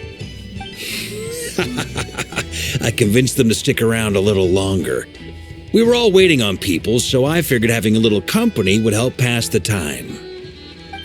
So you've been waiting for us? Does this mean that you've already arranged things with the Fatui?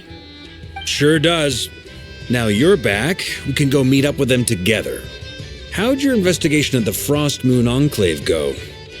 Well, we didn't find out Columbina's true name. But apart from that, it went pretty well.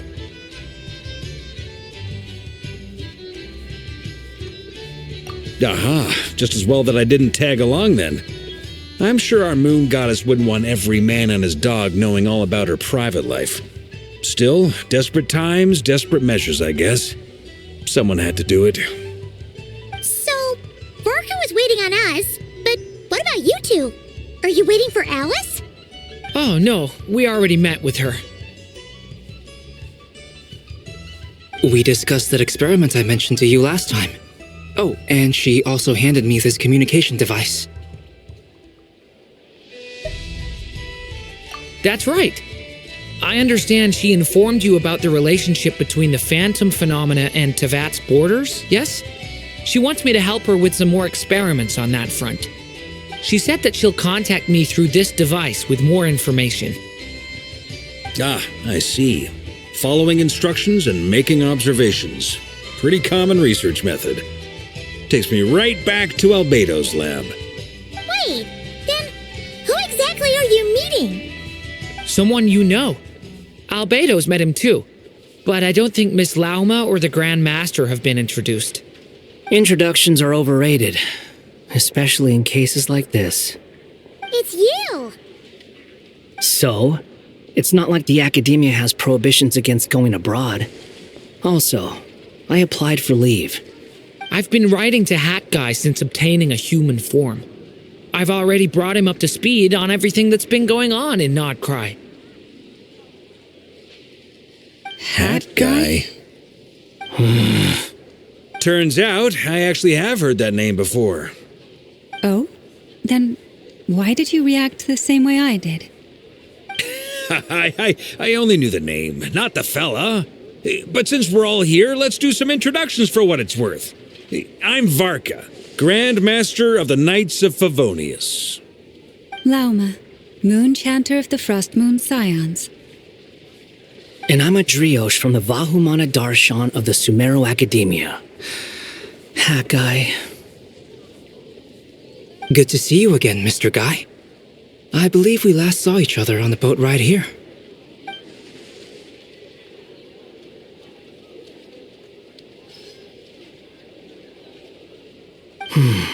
Mind you, the only reason I came here is because there's someone I want to look into.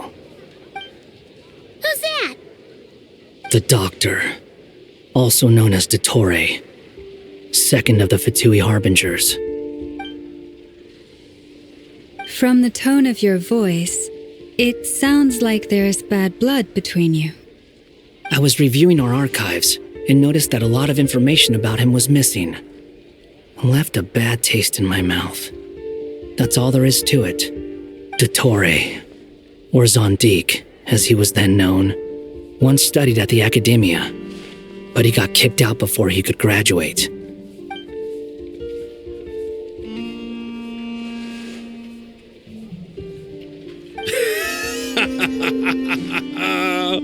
So the Harbinger's #2 man is a college dropout? How embarrassing for them. Last we heard, he was planning something. We actually heard that a few times before, even coming to Nodcry, but we haven't seen a trace of him since we got here. He only appears when something interests him. For all we know, he might have left already. But the fact he did something here at all is worth noting. It'll fill a couple extra lines in his file. Why does it sound less like a file you're writing and more like a criminal record? Anyway, we were just about to meet 2 of the other Harbingers. Want to come along? You might learn a thing or two about him there. Sure. Even though they're Harbingers, well, they're old acquaintances of ours, so, when you talk to them, try to be... I got it. The Frost Moon Scions' relations with the Fatui remain tense. Forgive me if I do not attend. In that case, we'll continue assisting Miss Alice with her experiments. Good stuff. Everyone's having a fruitful time. All right, we better get going. I'll lead the way.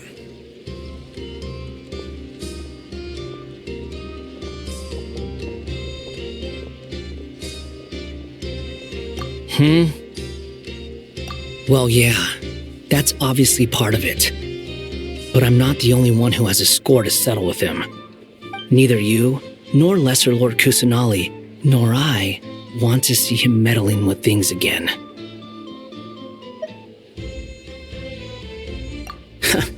What's the hurry?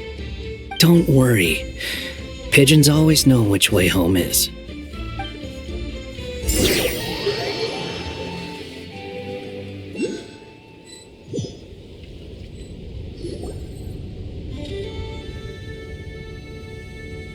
You made it. Who is this? a scholar from Sumeru. They call him Hat Guy. He's an old friend of the Travelers. Wait, this is the academia representative you wrote about? He doesn't exactly look the part. I believe this will prove my identity. You'll notice it bears the seal of the Sanctuary of Surasthana. Well, what do you know? So it does. All right then. My mistake. It's fine. I expected as much. What? So as I mentioned in my letter, the Academia's got its eyes on Dottore. But this matter remains top secret. Apart from those assisting in the investigation, the fewer people who know, the better. If anyone asks, I'm here in Nodcry to pursue my personal academic interests. Gotta say, Barca, you did pretty well to keep all this under wraps for so long. Sounds like you got in touch with the Academia about this way back. You flatter me. Where do I even start? Remember that time we fought Rerir at Star Sand Shoal? He sure let me have it then, didn't he? I'll bet Dottore had that all sketched out, with me as his convenient little pawn. He could not care less about us if he tried, but hey! The feeling's mutual. Does Dottore really strike you as the sort who values his relationships with his colleagues? Fair point. Definitely not. Which is why I always keep my guard up whenever he starts making suspicious moves. To that extent, our motivations align. On top of which, I consider you trustworthy people. Now, back on topic. In the wake of the Reikir of Solnari episode, Sandrone and I grew suspicious about Dottore's complete inaction during the entire affair. So we tried to find out what he'd been up to, but unfortunately to no avail. He never lets anyone in on his plans. The more he cares about something, the more secretive he gets. Indeed.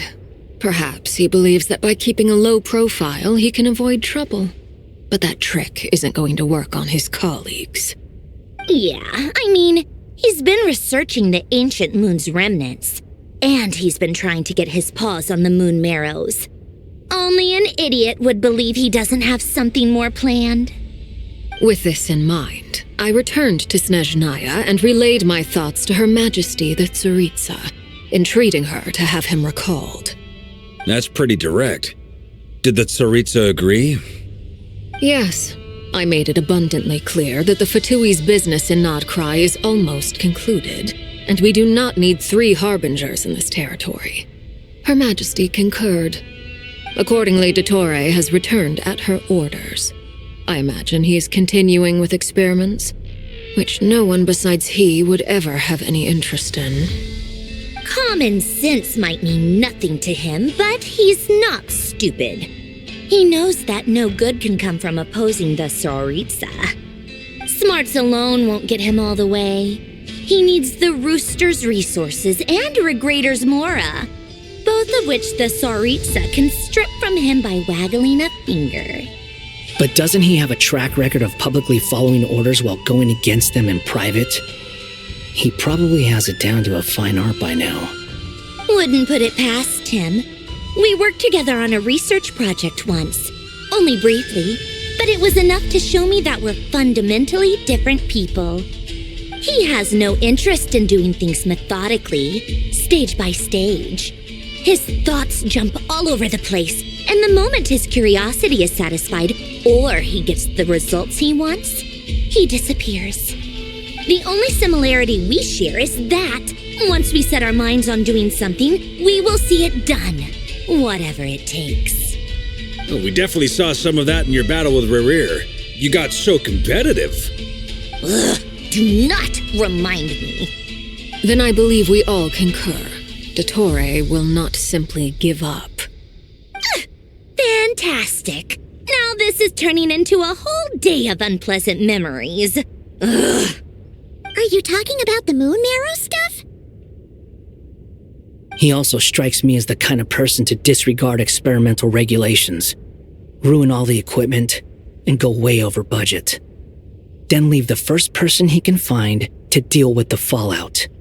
Exactly. This one time, he was running some high-temperature experiment and the substance exploded. But does he care? No. He orders his subordinates to open the device so he can observe the results, which causes the gas inside to leak out. That gas was poisonous. If I hadn't been there, who knows how many people might have died. And after all that, he left while I was still cleaning up after his mess. What a waste of time, he said. Waste of time? The nerve! He wasted my time! You've been bottling that up for a while, huh? Hat guy, I must say, you seem awfully familiar with internal Fatui affairs, especially when it comes to Dottore. Thank you, Lady Harbingers, for providing such valuable information. I have no other questions for now, so I'll be on my way. Wait, what? You're just gonna leave? You're welcome to join if you want. Ugh. Just when Paimon thought he'd finally mellowed out. He makes quite the impression. I'll say. I've met tons of headstrong people, but not many of them would join me in bad-mouthing Dottore. Anyway, back to the main agenda. Barca, you said that Columbina has gone missing? Or rather, disappeared. Yeah. We're working on building a connection between her and this world. The simplest method is to find out her real name. I've actually asked her that question before, but she said she didn't know. Considering our relationship, I doubt she was lying to me. As far as I recall, she was never dispatched by Her Majesty to claim a gnosis or anything like that. The Tsaritsa's plans had long contained a place specifically for her. I always thought that was weird. What could she do that the rest of us couldn't? Knowing what we do now, it's probably something related to Kavaki, right? More than likely. When she first arrived, Columbina would often go to Her Majesty and ask when she could start the task assigned to her. But Her Majesty always gave the same reply. The time has not yet come. So she spent her days in Snezhnaya doing basically nothing. The Tsaritsa has summoned a beautiful blind maiden to be a harbinger, giving her the third seat by virtue only of her enchanting voice. It was a dumb and stupid rumor, but the reality of the situation made it hard to refute. And what happened after that? I imagine she stopped caring. She no longer seemed to care why she had been recruited, and Her Majesty never gave her any missions, so she just continued to sing in the flower garden.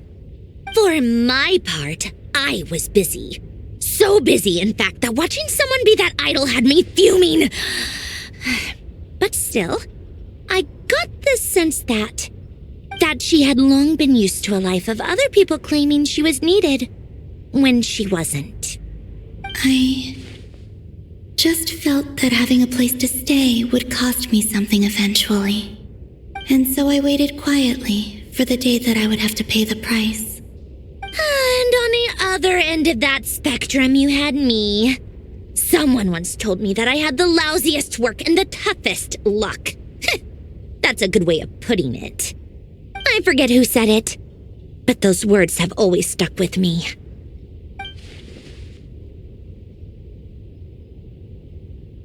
But you've done your job exceptionally well all this time.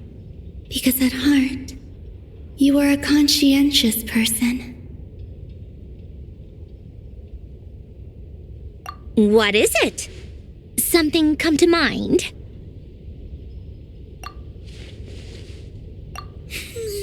That makes sense.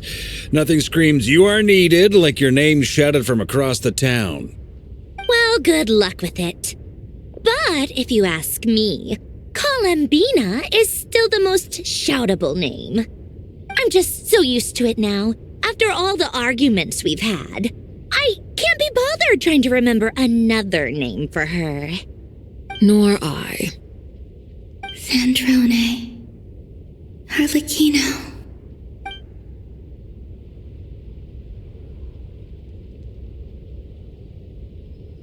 Huh!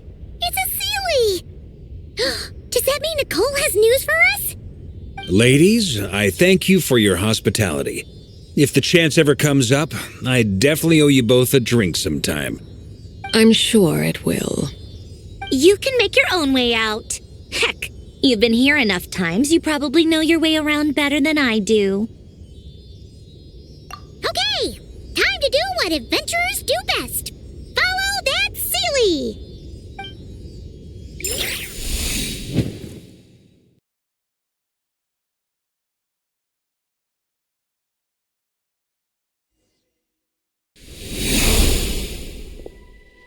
Here you are.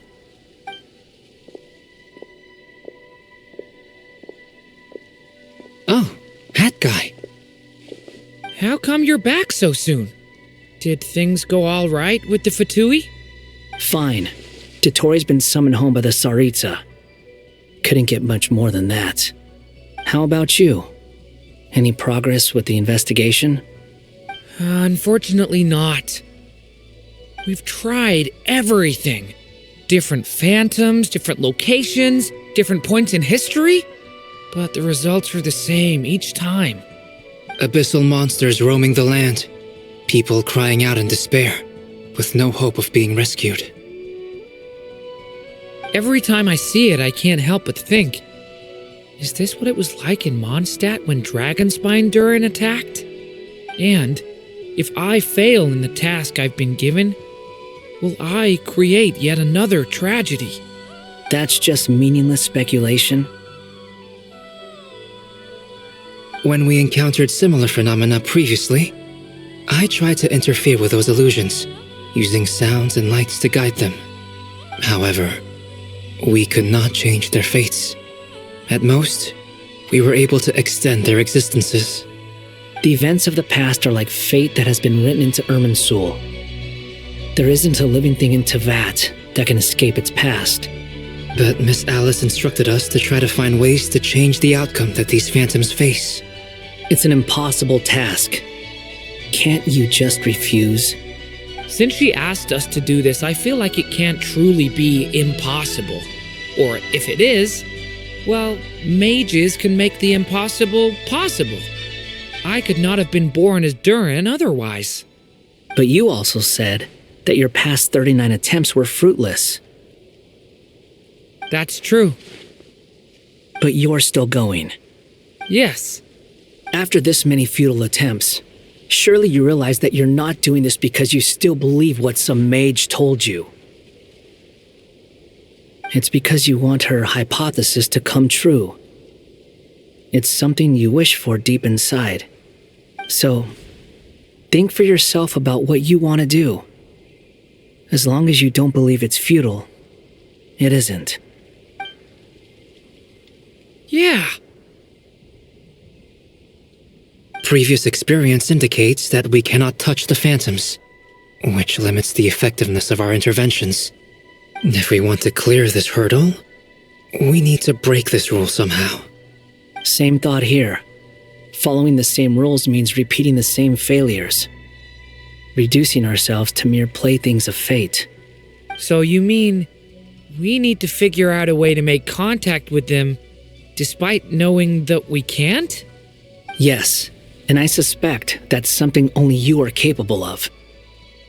Everything in Teyvat is logged in Irminsul, but the withering that once occurred in Sumeru was a sign that the Great World Tree was being corrupted. This corruption allowed things that should not have existed in Teyvat to appear. This is tantamount to rewriting reality to an extent. You're saying abyssal power might be able to affect those phantoms? No one's ever tried it before. If you're gonna try it, it'll take courage.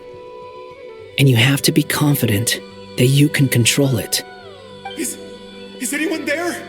Has anyone seen my daughter? She's missing. I have to find her.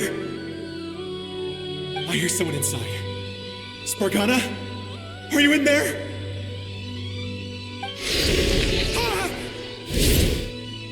If I can use my abyssal powers to warn him that there is danger here, maybe it'll change his decision. Maybe he'll stay away. Yes. The important thing is not the nature of the power, but rather how you use it. To intimidate and obstruct. Sounds about right for the Abyss. Let me try. I should be able to influence that thing. Have you seen a little girl?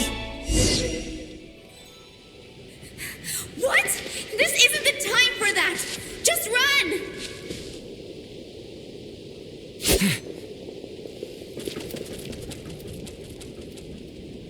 I hear someone inside. Spargana? Are you in there?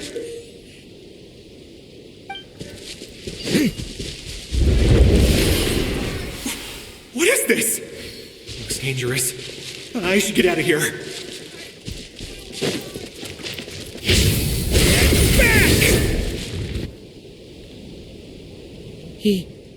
He really left. Huh, we did it! Don't celebrate too soon. Follow him. See what he does next.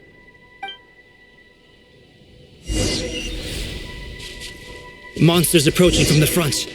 You need to stop them and create an opportunity for him to hide.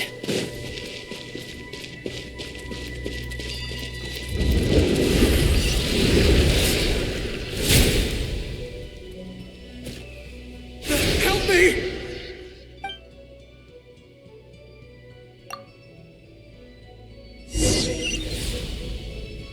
Monsters approaching from the front.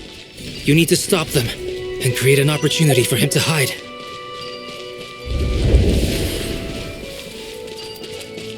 No! There's monsters ahead!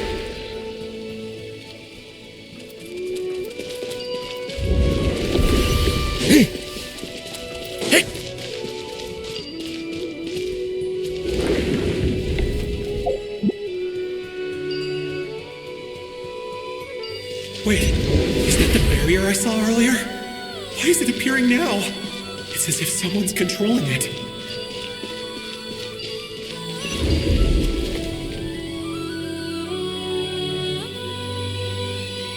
The monsters are gone. Is it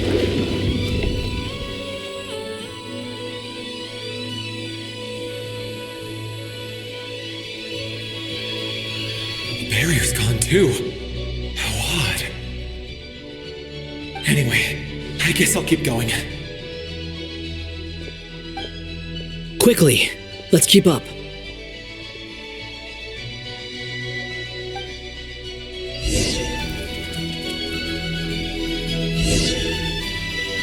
Wait, there was someone else here?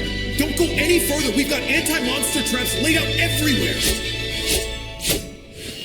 But my daughter must just be up ahead. I have to go. This way's blocked.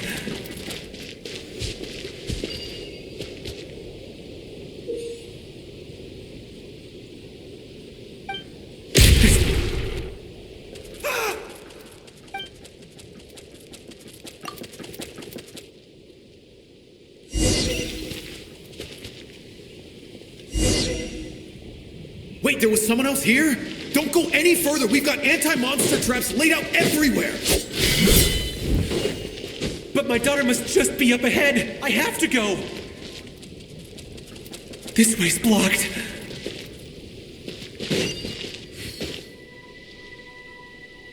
We might be able to use the explosives over there, but we need to take care not to hurt him.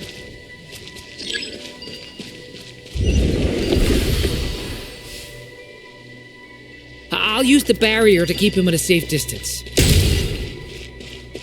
This barrier seems to be helping me somehow. Hey, wake up! Oh, no good. Gotta keep moving ahead.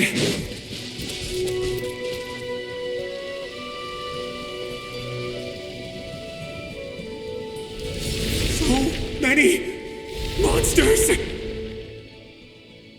There's still a chance, Durin. Use the traps.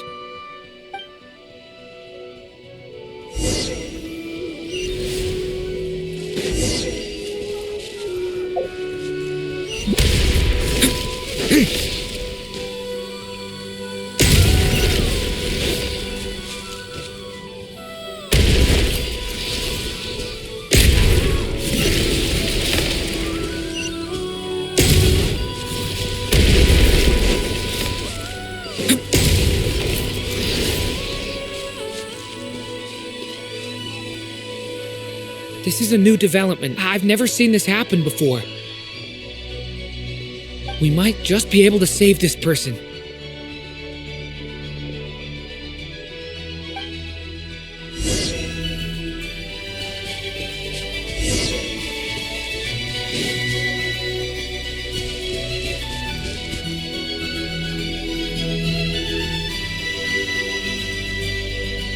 Hello there. Have you seen my daughter? Spargana's her name. She's carrying a large backpack. Get out while you still can, you fool. You won't find any survivors here. But I can't just leave her here. She must be so scared right now. Sorry. Wish I could help, but I haven't seen her. You'll just have to keep looking. Okay, thank you. If I do find her, I'll get her to shelter and come back for you. Don't bother. I've got nowhere left to go.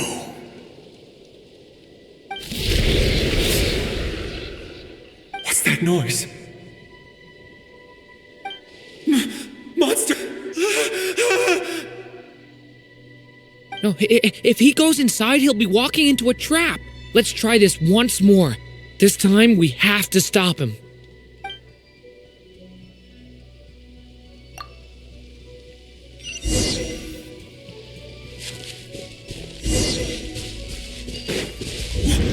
Why? How will I know where Spargana's gone like this? You know what? I'll trust this strange barrier. It's gotten me this far, after all.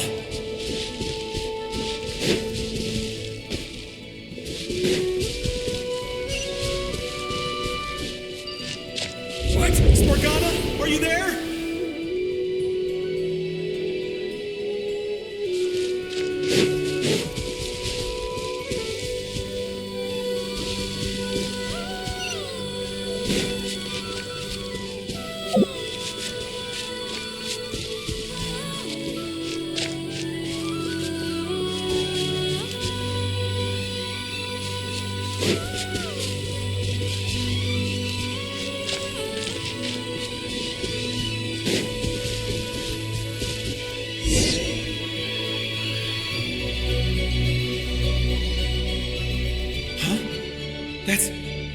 That looks like one of my daughter's books. Thank you. Thank you. Yes, it's one of hers for sure. That's her name on it right there. She left her backpack here. Durin, just like last time. Use the explosives.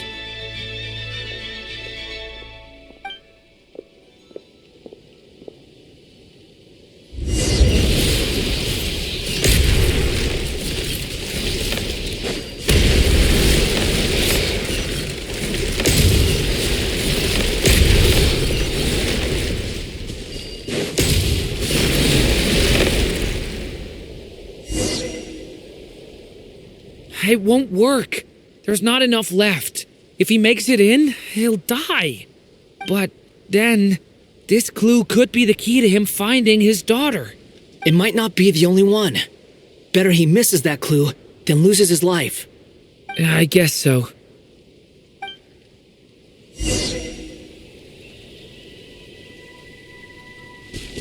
Stop him, Durin. We can't let him get any further in.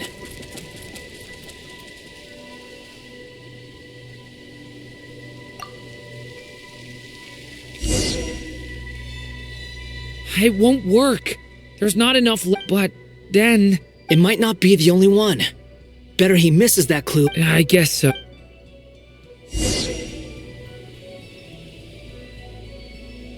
Stop him, Durin! We can't let him get any further in! That's my daughter's book! She's passed this way! Why?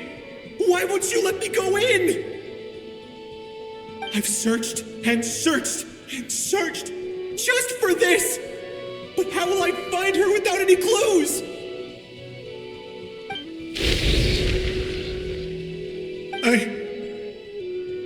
I no longer have anywhere else to go.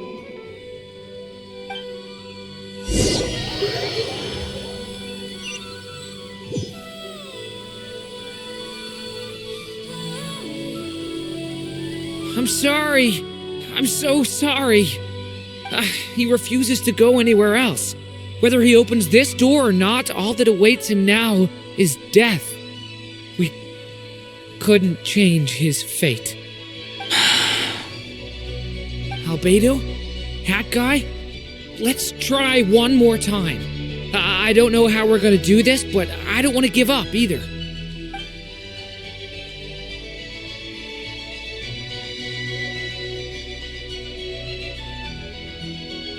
Why am I here? What's going on? All these scenes running through my head. Where are they from? Huh? What's going on? His reactions have changed. How many times have I... What's happening to me? Huh? Wait. Who are you? You can see us now? I feel like I always could, but that I only just realized you were there. I'm sorry, I don't know how to describe what I'm feeling. But you were the ones guiding me using that marked barrier, right? I haven't done anything yet, but those monsters, those deaths, they feel like memories. Like things I really did experience. I won't find my daughter. In fact, I'll ultimately die trying to find her. Isn't that right? Well, no, it isn't. Yes, it is. Even so, we're trying to find a way out of this. You've not seen my daughter either, have you? It seems she really isn't here.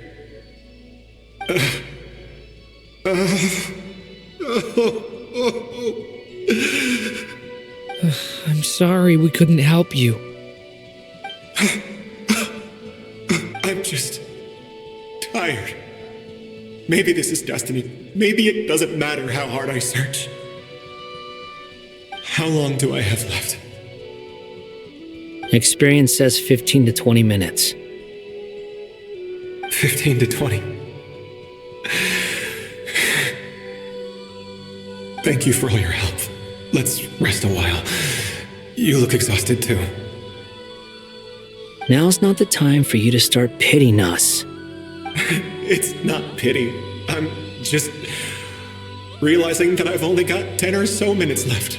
You know?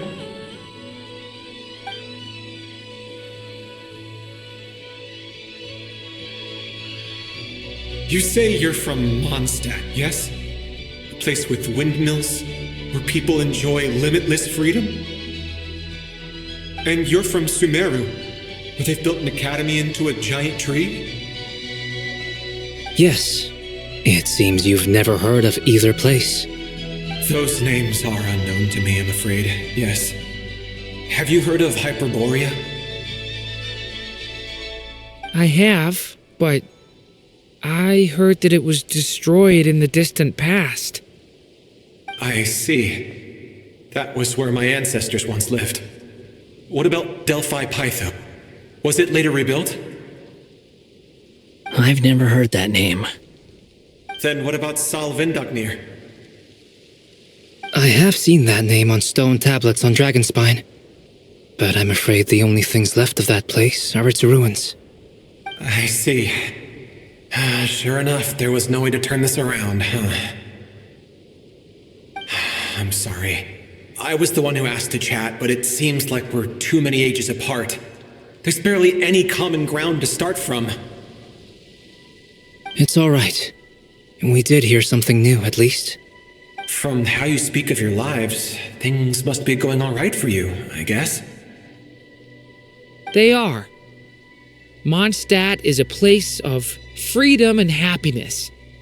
There's a lot of good people in the church and the Knights of Favonius, and even outsiders find that it's an easy place to feel at home. We have festivals a few times a year. Everyone gets together to drink, sing, and be merry. Sumeru is a lot more uptight. Not really the kind of place where you can relax. It's a nation fraught with problems wherever you look. But if all you want in life is to seek knowledge, I guess it's pretty much paradise. That's wonderful. In other words, after this all-devouring black tide passed, humanity did not merely avoid extinction, but rose to build prosperous civilizations anew. I mean, I can see you all right now. That must mean the future isn't a total mess, right? That's true. Well, time's almost up. Let's part ways, I think. Might be best if you don't waste too much time on me. The chances are slim, I know, but I'd like to spend these last few minutes looking for Spargana. If things work out, I'd love to tell her about what I've heard. May we meet again. Well, or not, most probably. In that case, may your wishes come true.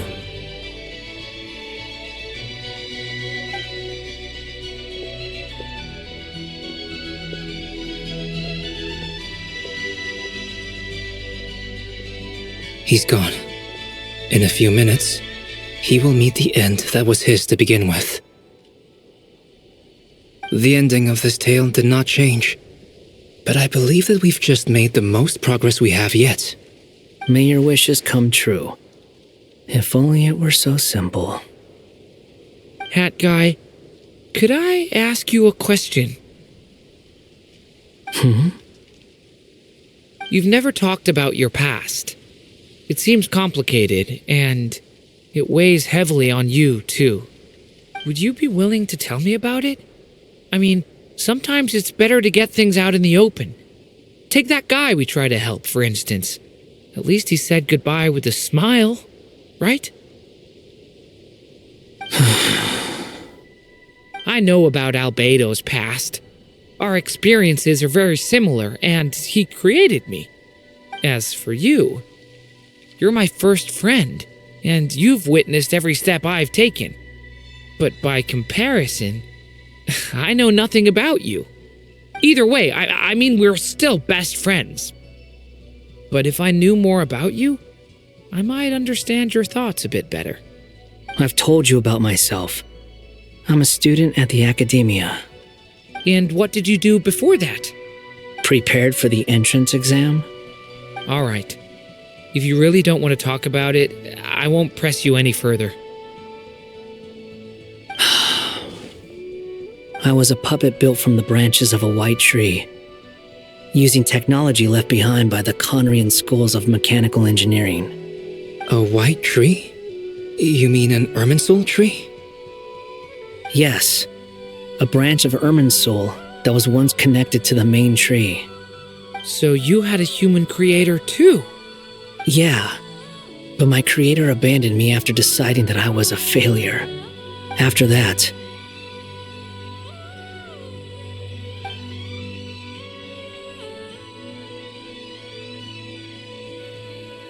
Durin, resisting the influence of the abyss, suppressing the urge to destroy, trying to do the right thing. None of these things are easy, but no matter how hard they are, trying to rewrite past wrongs is far harder. You asked me if you would create a new tragedy if you failed. I told you there was no point speculating about that, but the real answer is, yes, you absolutely will. Hat Guy. But at least you've got people here to help steer you away from the wrong path. So, just keep aiming towards the light. I will. I promise. All right, break time's over. Hello? Durin speaking. Hello, friends, it's me! What have you been up to, I'm detecting some unmistakable fluctuations here at the border. The amplitude isn't particularly high, but they're completely different signals from the ones before, and the scale is comparable to those I've detected previously. Alice, we were unable to save that person. However, he appears to have retained a portion of the memories gained through that cycle, and was able to hold a conversation with us. I see. Well, that is rather odd indeed. It definitely merits further attention. Could I trouble you to keep trying the same approach? I need to gather some more data. Counting on you. I should probably have Nicole come and check this out as well.